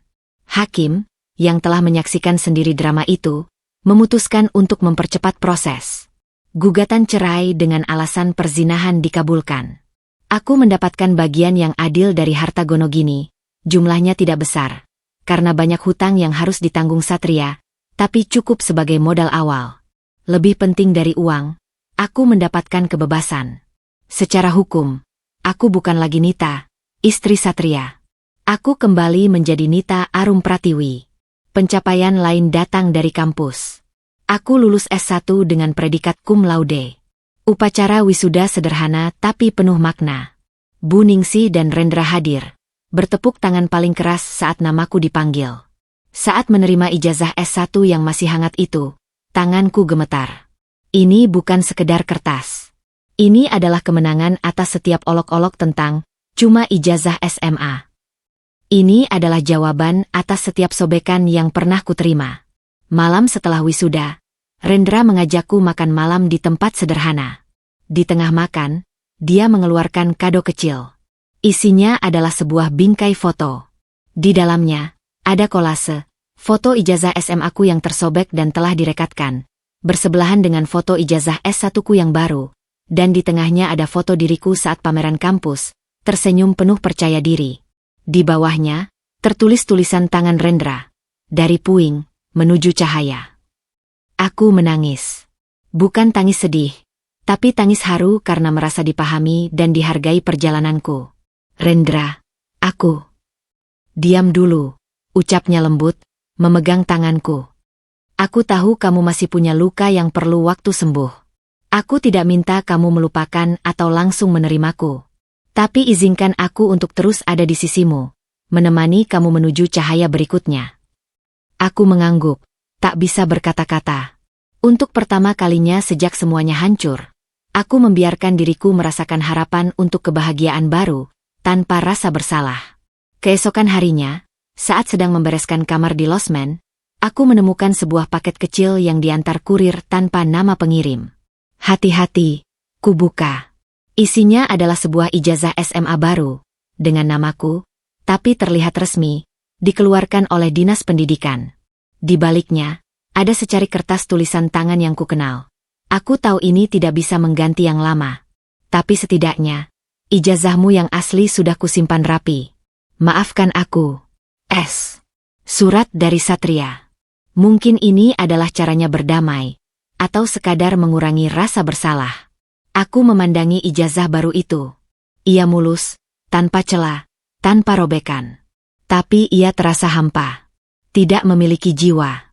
Aku tidak membuangnya.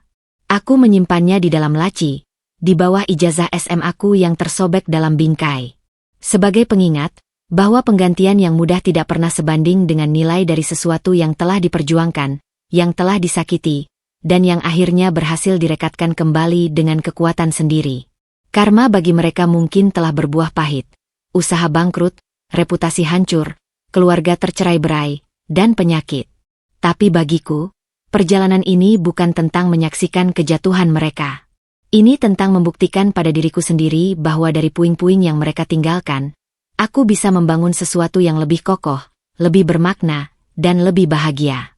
Dan di atas puing-puing hubunganku yang gagal, kini tumbuh tunas harapan baru bersama Rendra. Pelan, penuh kehati-hatian, tapi tulus. Seperti kata-katanya, menuju cahaya. Sedikit demi sedikit. 3 tahun adalah waktu yang cukup untuk mengubah banyak hal. Bagi Jakarta, ia berarti gedung baru, tol baru, dan tren yang berganti secepat cuaca. Bagi diriku, 3 tahun adalah masa transformasi yang membentuk ulang hidupku dari fondasinya. Losmen Bu Ningsih yang dulu telah berkembang menjadi Ninges Homestay Creative Hub, tempat tinggal sekaligus ruang kerja bersama untuk para kreatif muda. Aku tak lagi tinggal di kamar sempit itu, meski tetap mempertahankan satu ruangan khusus di sana sebagai kantorku dan untuk mengenang awal perjuangan. Aku kini menempati apartemen studio kecil di kawasan yang lebih modern, hasil dari kerja keras dan investasi bijak dari bagian hartaku dan penghasilanku. Pekerjaanku sebagai desainer grafis dan manajer konten telah berevolusi. Aku bersama Rendra, yang kini sudah resmi menjadi pacarku selama setahun, mendirikan studio digital kecil bernama Kintsugi Studio.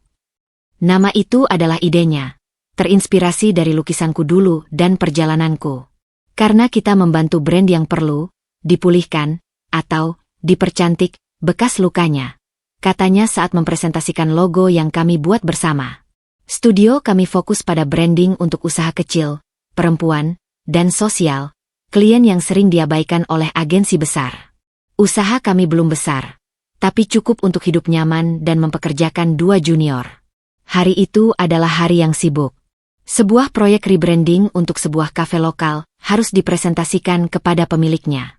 Aku dan Rendra memutuskan untuk membeli beberapa referensi dekorasi dan perlengkapan di sebuah pusat perbelanjaan mewah yang terkenal dengan barang-barang import. Aku jarang ke tempat seperti ini, Lingkungannya mengingatkanku pada masa lalu yang ingin kulupakan. Tapi untuk klien, aku harus tampil profesional. Kami sedang memilih beberapa sampel kain di lantai dasar, ketika perhatianku tertarik pada sosok di lorong seberang. Seorang wanita parubaya, rambutnya yang dulu selalu tertata rapi kini dibiarkan beruban dan sedikit acak-acakan. Dia mendorong troli belanja yang berisi barang-barang diskonan, deterjen merek biasa, pasta gigi, beberapa kaleng sarden. Pakaiannya sederhana, cardigan katun yang sudah kusam. Tapi gayanya, cara dia berjalan dengan punggung tetap tegak meski terlihat lelah, itu sangat familiar. Bu Laksmi. Jantungku berdetak kencang. Rendra yang sedang memeriksa harga, menyadari perubahan pada diriku. Nit? Ada apa? Di sana, bisikku, menunjuk dengan sedikit kepala. Rendra melirik, lalu memahaminya. Dia meraih tanganku. Kamu mau menghindar? Kita bisa lewat lorong lain. Aku menarik napas dalam-dalam. Melihatnya seperti itu, sendirian, berbelanja barang-barang kebutuhan sehari-hari dengan teliti di tengah kemewahan mall ini, rasanya aneh. Ini bukan lagi wanita perkasa yang menghancurkanku dengan sepatah kata. Ini seorang ibu yang tampak tua sebelum waktunya, terluka oleh kehidupan. Tidak, akhirnya kukatakan. Aku baik-baik saja. Tapi nasib berkata lain. Saat kami akan berbelok, troli Bu Laksmi berputar dan menghadap ke arah kami. Dia mengangkat kepalanya, dan tatapan kami bertemu. Dia membeku. Matanya membelalak, mengenaliku seketika. Ada rentetan emosi yang cepat berlalu di wajahnya. Keterkejutan, rasa malu yang mendalam, lalu sebuah usaha untuk mengumpulkan sisa-sisa harga diri. Dia berusaha meluruskan cardigannya. Aku memutuskan untuk tidak berpura-pura tidak mengenal. Dengan kepala tegak, aku berjalan mendekat. Rendra di sampingku seperti penjaga yang setia. Bu Laksmi, sapaku, suaraku tenang dan netral, seperti menyapa kenalan lama. Dia mengangguk, sangat kaku. Matanya melirik Rendra, lalu kembali padaku, menatap pakaian kerjaku yang rapi, tas selempang kulit yang sederhana tapi berkualitas, dan terutama, aura percaya diri yang kini memancar dariku. Nita, ucapnya akhirnya, suaranya serak, jauh dari sorak yang dulu. Kamu, baik-baik saja? Iya, Bu. Baik-baik saja. Ini Rendra, partner saya. Aku memperkenalkan tanpa embel-embel. Rendra mengangguk sopan. Dia mengangguk lagi, tidak tahu harus berkata apa. Keheningan yang canggung menggantung di antara kami, diisi hanya oleh dentang lagu instrumental mall. Dan ibu? Sehat? Tanyaku. Lebih karena norma kesopanan daripada keinginan tulus. Dia menghela napas pendek, seolah napas itu berat. Sehat, alhamdulillah. Matanya menunduk ke trolinya, lalu ke lantai. Rumah besar itu sudah dijual. Tahun lalu. Untuk tutup utang catering dan sebagian utang bisnis Satria. Setiap kata seakan dikeluarkan dengan susah payah, mengakui kekalahan. Aku hanya mengangguk, tidak berkomentar. Tidak ada kepuasan di hatiku, hanya sebuah pengakuan bahwa hidup memang berputar. Satria. Dia melanjutkan, suaranya semakin lirih. Dia, istrinya, Kamila itu, suka menghamburkan uang. Tidak bisa diatur. Anaknya juga sakit-sakitan. Asmanya. Biaya rumah sakit banyak. Dia berhenti, seperti menelan air ludah yang pahit. Matanya berkaca-kaca, tapi dia berusaha menahan. Dia kerja serabutan sekarang. Kadang jualan online, kadang jadi sopir. Gambaran Satria, pria yang dulu sangat bangga dengan jas dan mobil mewahnya, menjadi sopir, itu sulit kubayangkan. Tapi lagi-lagi, aku tidak merasa senang. Semoga semuanya membaik, Bu, ucapku, tulus. Aku tidak mendendam. Aku hanya ingin jauh dari semua itu. Bu Laksmi mendongak, memandangiku dengan tatapan yang kini berisi keheranan dan sesuatu yang mirip penyesalan. Kamu terlihat sangat baik. Berbeda. Terima kasih, Bu. Dia menarik napas lagi, seolah memutuskan untuk mengatakan sesuatu yang sulit. Aku dulu. Mulutnya terbuka, tapi kata-kata itu terhenti. Mungkin, minta maaf. terlalu berat untuk diucapkan olehnya yang dulu begitu tinggi hati. Aku memotong dengan lembut. Sudah berlalu, Bu. Yang penting Ibu menjaga kesehatan. Saya harap Ibu baik-baik saja. Ucapanku yang tanpa dendam dan tanpa kemenangan itu mungkin justru lebih menyakitkan baginya. Karena itu berarti aku sudah benar-benar move on. Sementara dia masih terperangkap dalam puing-puing masa lalu. Dia mengangguk pelan, matanya semakin basah. Iya. Terima kasih, Nita. Selamat berbelanja, Bu. Aku memberi senyum kecil yang sopan, lalu mengajak Rendra untuk pergi dengan mengangguk. Kami berjalan meninggalkannya berdiri di sana, di lorong mall yang terang benderang, dengan troli berisi barang-barang sederhana dan beban hidup yang terpancar dari bahunya yang tadi tegak, kini sedikit melengkung. Saat sudah jauh, Rendra meraih tanganku erat. Kamu luar biasa kuat, bisiknya. Tidak, jawabku, memandangnya. Aku hanya sudah belajar bahwa membenci mereka tidak akan membuat lukaku sembuh. Melihatnya seperti itu, rasanya sedih, Ren. Ini bukan kemenangan yang kubayangkan dulu. Itu namanya kematangan, sayang, ucap Rendra, mencium keningku. Kamu sudah tumbuh jauh melampaui mereka. Malamnya, di apartemenku, aku berdiri di depan bingkai khusus berisi ijazah SMA-ku yang tersobek. Aku memandangi setiap garis selotip, setiap bekas robekan. Ia adalah saksi bisu dari wanita yang dulu hancur berkeping-keping. Pertemuan hari ini dengan Bu Laksmi mengkonfirmasi satu hal. Mereka yang mencoba merobekku, justru terperosok dalam lubang yang mereka gali sendiri. Dan aku, yang berusaha menyatukan setiap keping diriku, justru berdiri lebih tegak sekarang. Aku tidak butuh kebencian. Tidak butuh pembalasan. Aku hanya butuh terus melangkah, bersama orang-orang yang tulus mencintaiku, menuju cahaya yang semakin terang di depan. Karma bukan tentang aku melihat mereka jatuh. Karma adalah hukum alam bahwa kejahatan dan kesombongan akhirnya menemui konsekuensinya. Dan aku hanya bersyukur telah memilih jalan yang berbeda. Jalan memperbaiki diri, bukan merusak orang lain. Dan di jalan itulah, aku menemukan kedamaian yang sejati. Pertemuan tak terduga dengan Bu Laksmi di mall itu meninggalkan rasa yang aneh. Bukan kepuasan, tapi semacam keheningan yang reflektif. Namun, sepertinya alam semesta merasa cerita itu belum sepenuhnya selesai.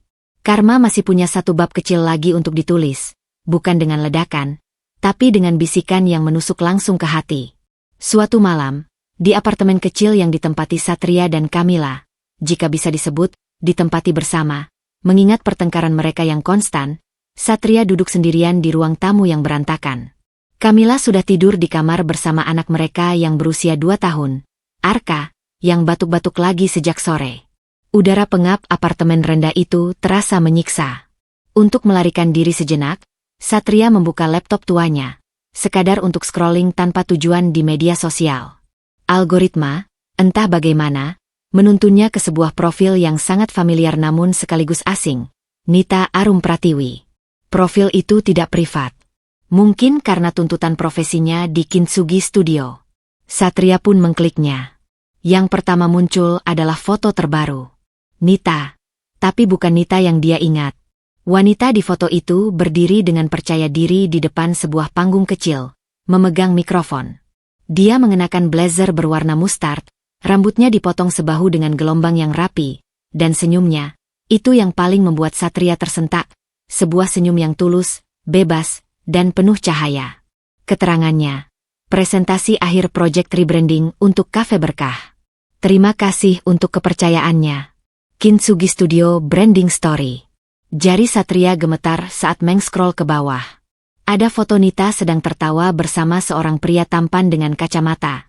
Pastilah Rendra yang pernah dia lihat sekilas. Ada foto-foto karya desain studio mereka yang elegan. Ada foto Nita dengan Bu Ningsih di depan Ninges Homestay yang kini sudah diperluas. Dan kemudian, ada sebuah foto yang membuat dadanya sesak. Nita memegang ijazah S1-nya.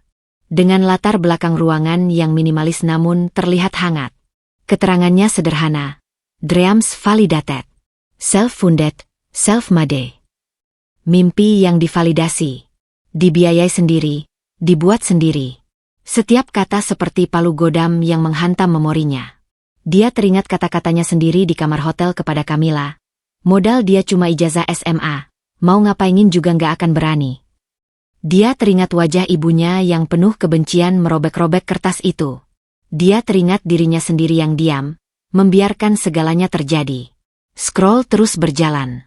Dia menemukan sebuah postingan lama, saat Nita masih aktif di organisasi kampus.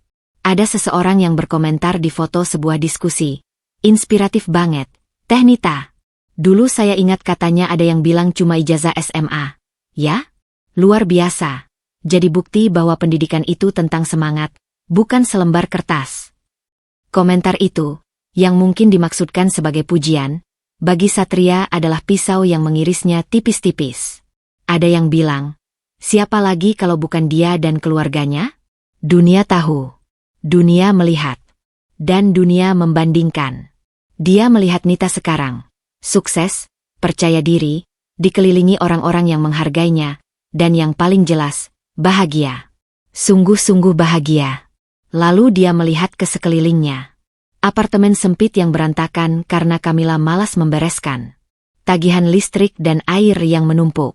Tangisan Arka yang seringkali berujung pada cekcok dengan Kamila yang menyalahkannya karena tidak bisa memberi kehidupan layak. Pekerjaan, serabutan, yang membuatnya merasa tak berguna. Dan ibunya yang kini tinggal di rumah susun sederhana, kesehatan yang terus menurun, serta mata yang selalu memandangnya dengan kekecewaan yang tak terkatakan. Perbandingan itu terlalu telak, terlalu kejam. Sebuah video pendek muncul di feed-nya.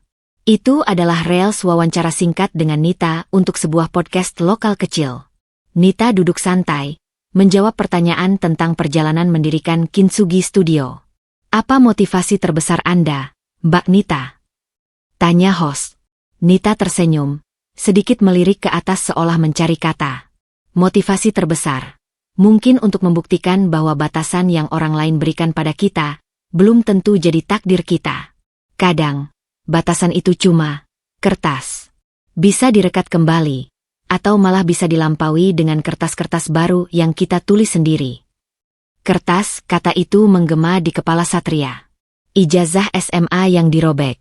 Kertas itu. Sekarang Nita bicara tentang kertas-kertas baru yang dia tulis sendiri. Dan dia berhasil. Rasa sesal yang selama ini tertahan, yang dia coba tutupi dengan kesibukan dan kemarahan, kini meluap dengan dahsyat. Itu bukan sesal karena kehilangan Nita sebagai istri. Dia sadar dia telah kehilangan hak untuk itu. Itu adalah sesal karena menyadari betapa dia telah meremehkan, melukai, dan membuang seorang permata. Seorang wanita yang ternyata punya kekuatan dan kecemerlangan yang bahkan tidak dia miliki. Dia melihat foto profil Nita sekali lagi.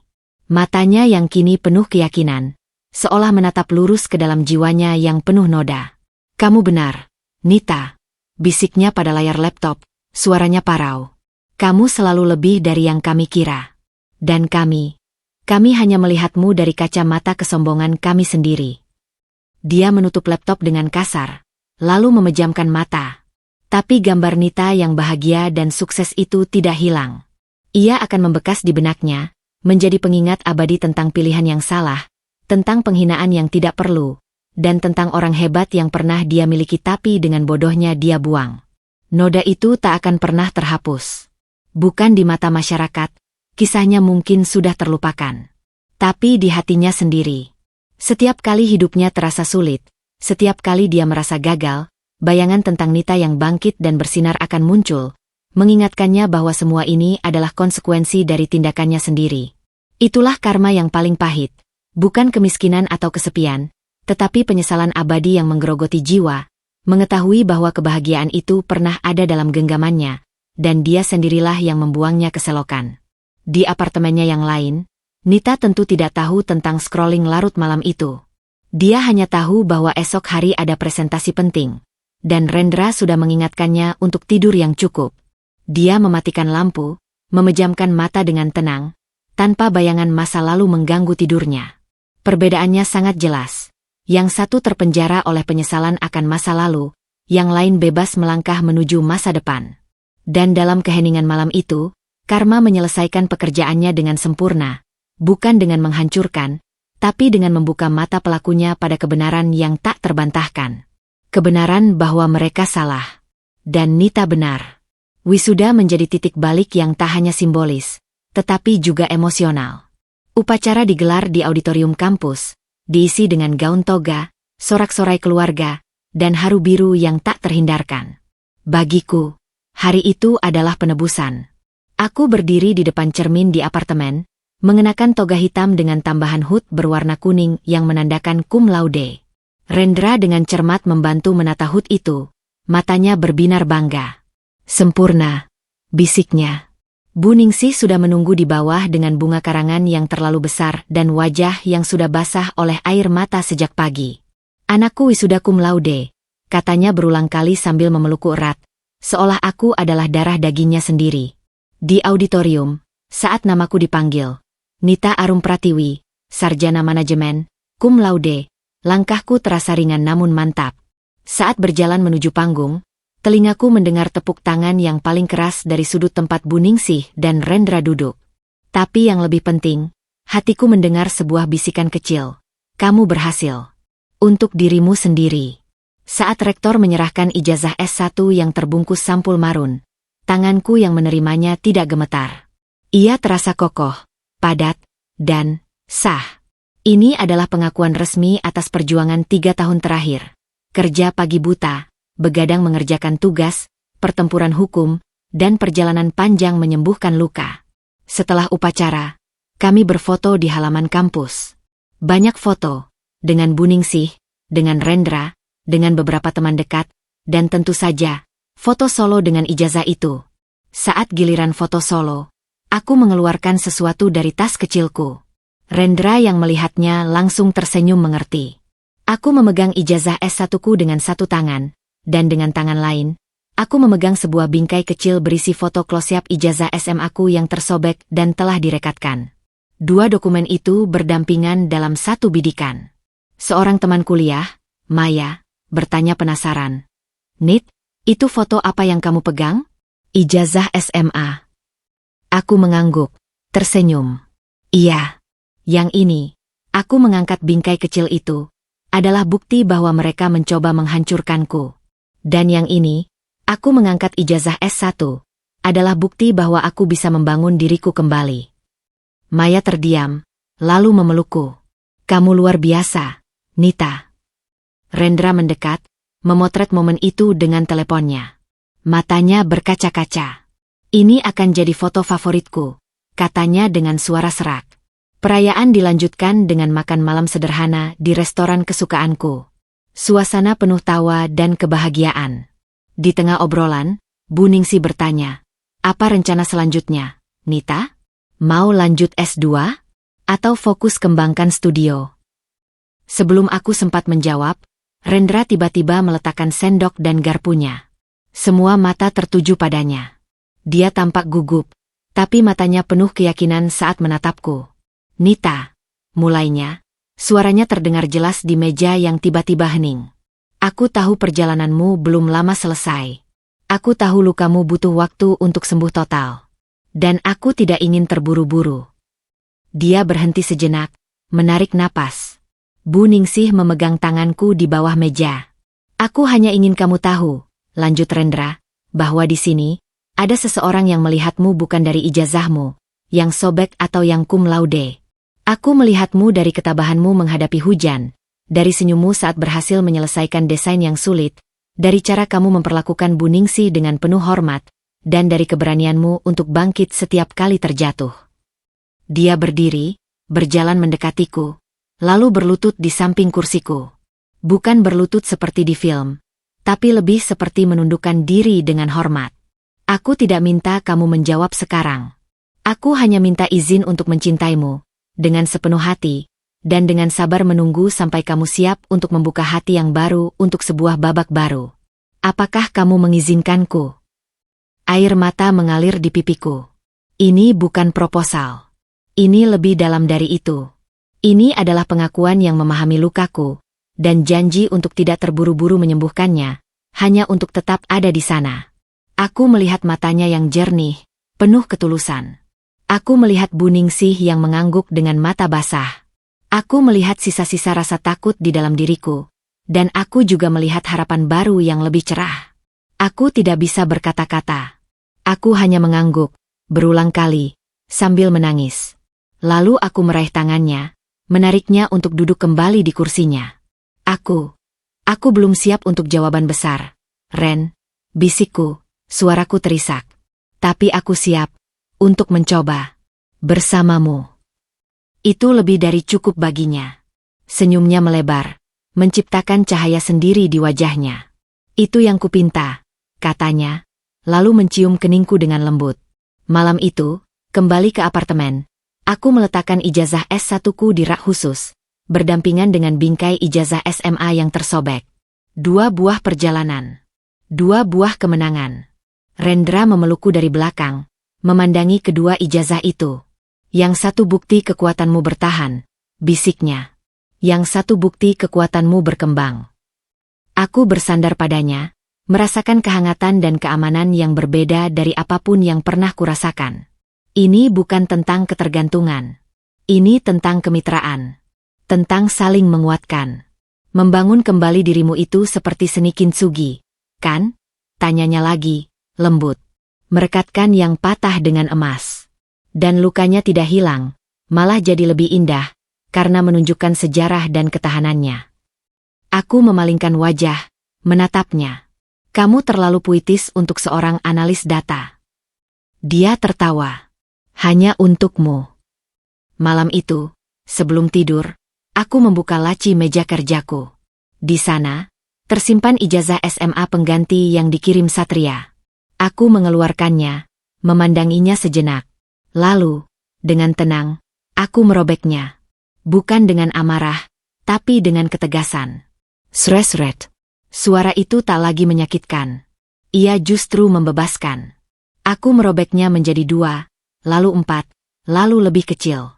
Potongan-potongan kertas yang mulus dan resmi itu kukumpulkan. Lalu kumasukkan ke dalam amplop. Besok, akan kukembalikan ke Satria melalui jasa kurir, tanpa pesan apapun. Biar dia tahu bahwa pengganti yang mudah takkan pernah bisa menggantikan sesuatu yang telah diperjuangkan dengan air mata dan keringat. Ijazah baruku bukan yang di dalam amplop itu. Ijazah baruku adalah setiap langkah yang kujalani setelah kehancuran. Setiap pelajaran yang kudapat. Setiap keping kepercayaan diri yang kurekat kembali. Dan mungkin, kelak, ijazah baru itu akan berbentuk komitmen baru dengan seseorang yang menghargaiku bukan dari kertas, tapi dari jiwa. Tapi untuk malam ini, ijazah itu adalah ijazah kebahagiaan sederhana. Bisa tidur dengan tenang, dengan hati yang mulai utuh kembali, dan dengan tangan seseorang yang dengan sabar menunggu untuk memegangnya seumur hidup. Waktu bergulir dengan lembut, seperti air di sungai yang telah melewati riam-riam terjal. 5 tahun bukanlah waktu yang singkat, tetapi ia terasa penuh dan bermakna. Kintsugi Studio kami, Rendra dan aku, telah berkembang menjadi usaha yang stabil, dikenal dengan pendekatan personal dan cerita di balik setiap brand yang kami tangani. Kami tidak pernah menjadi besar, tapi cukup sukses untuk memberi kami kehidupan yang nyaman dan bermartabat, plus mampu memberi lapangan kerja untuk beberapa orang lain. Keputusan untuk membuka hati sepenuhnya pada Rendra tidak datang dalam sebuah momen dramatis, tetapi melalui ribuan momen kecil yang dirajut menjadi kepastian. Pagi-pagi dia selalu yang pertama membuatkan teh. Dia tidak pernah lupa tanggal penting, bahkan yang paling sepele. Dia mendengarkan cerita-ceritaku, bahkan yang sudah kuceritakan berulang, tanpa pernah bosan. Dan yang terpenting, dia melihatku, Nita, bukan sebagai korban yang perlu diselamatkan, bukan sebagai pahlawan yang perlu dipuja, tetapi sebagai manusia utuh dengan segala kekuatan dan kelemahannya.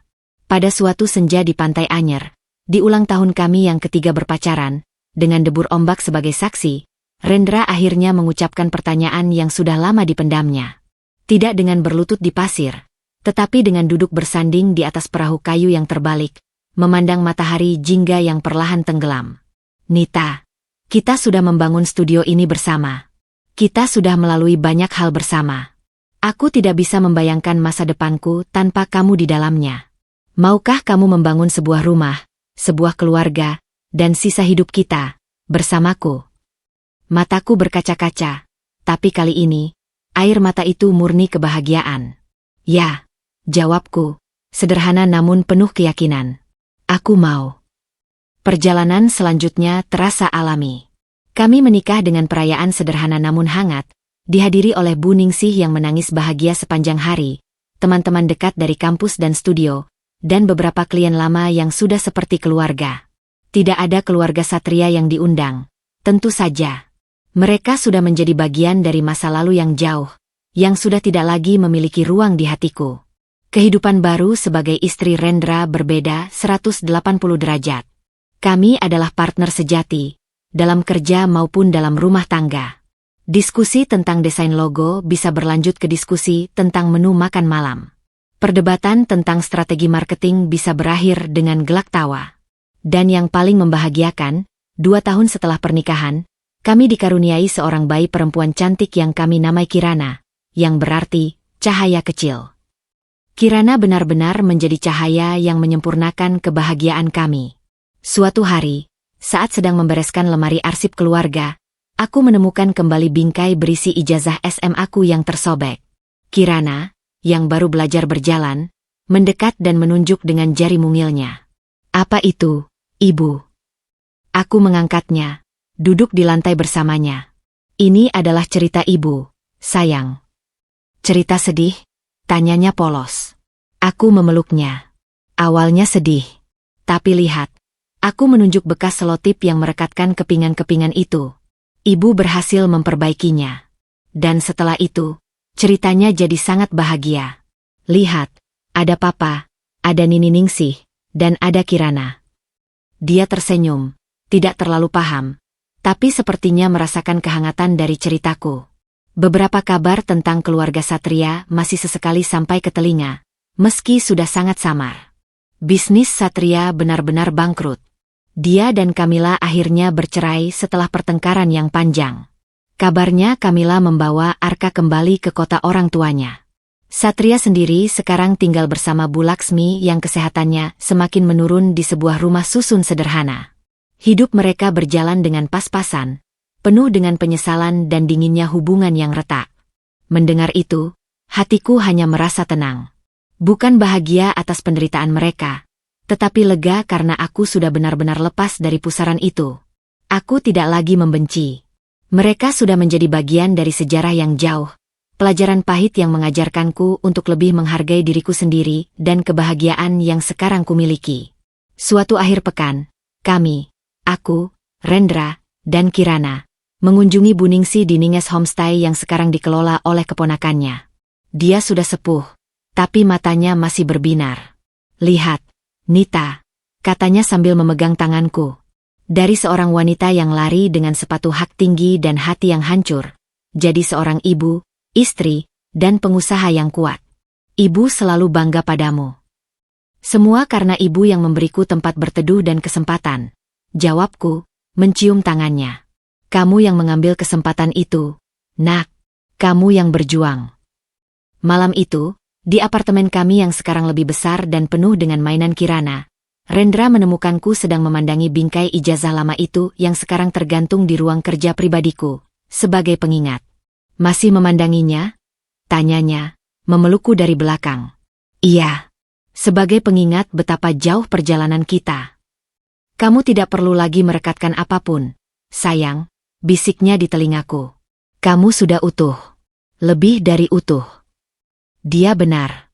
Luka-luka itu sudah sembuh, meninggalkan bekas yang tidak lagi sakit, tetapi menjadi bukti ketahanan.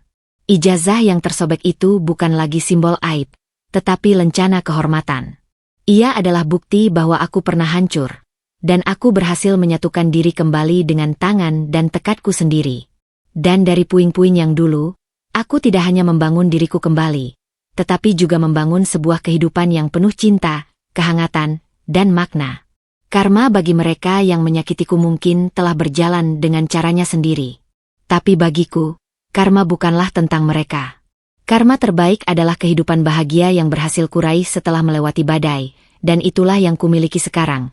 Kedamaian yang sejati, yang direbut dengan setiap tetes air mata, setiap helaan napas dalam, dan setiap langkah percaya untuk bangkit lagi. Aku menutup mata, merasakan pelukan Rendra dan tawa Kirana dari ruang tengah. Inilah kebahagiaan itu. Bukan tentang membalas dendam, tetapi tentang menjadi bebas, dicintai, dan cukup berarti bagi orang-orang yang tulus. Dan untuk itu, aku bersyukur. Sangat bersyukur.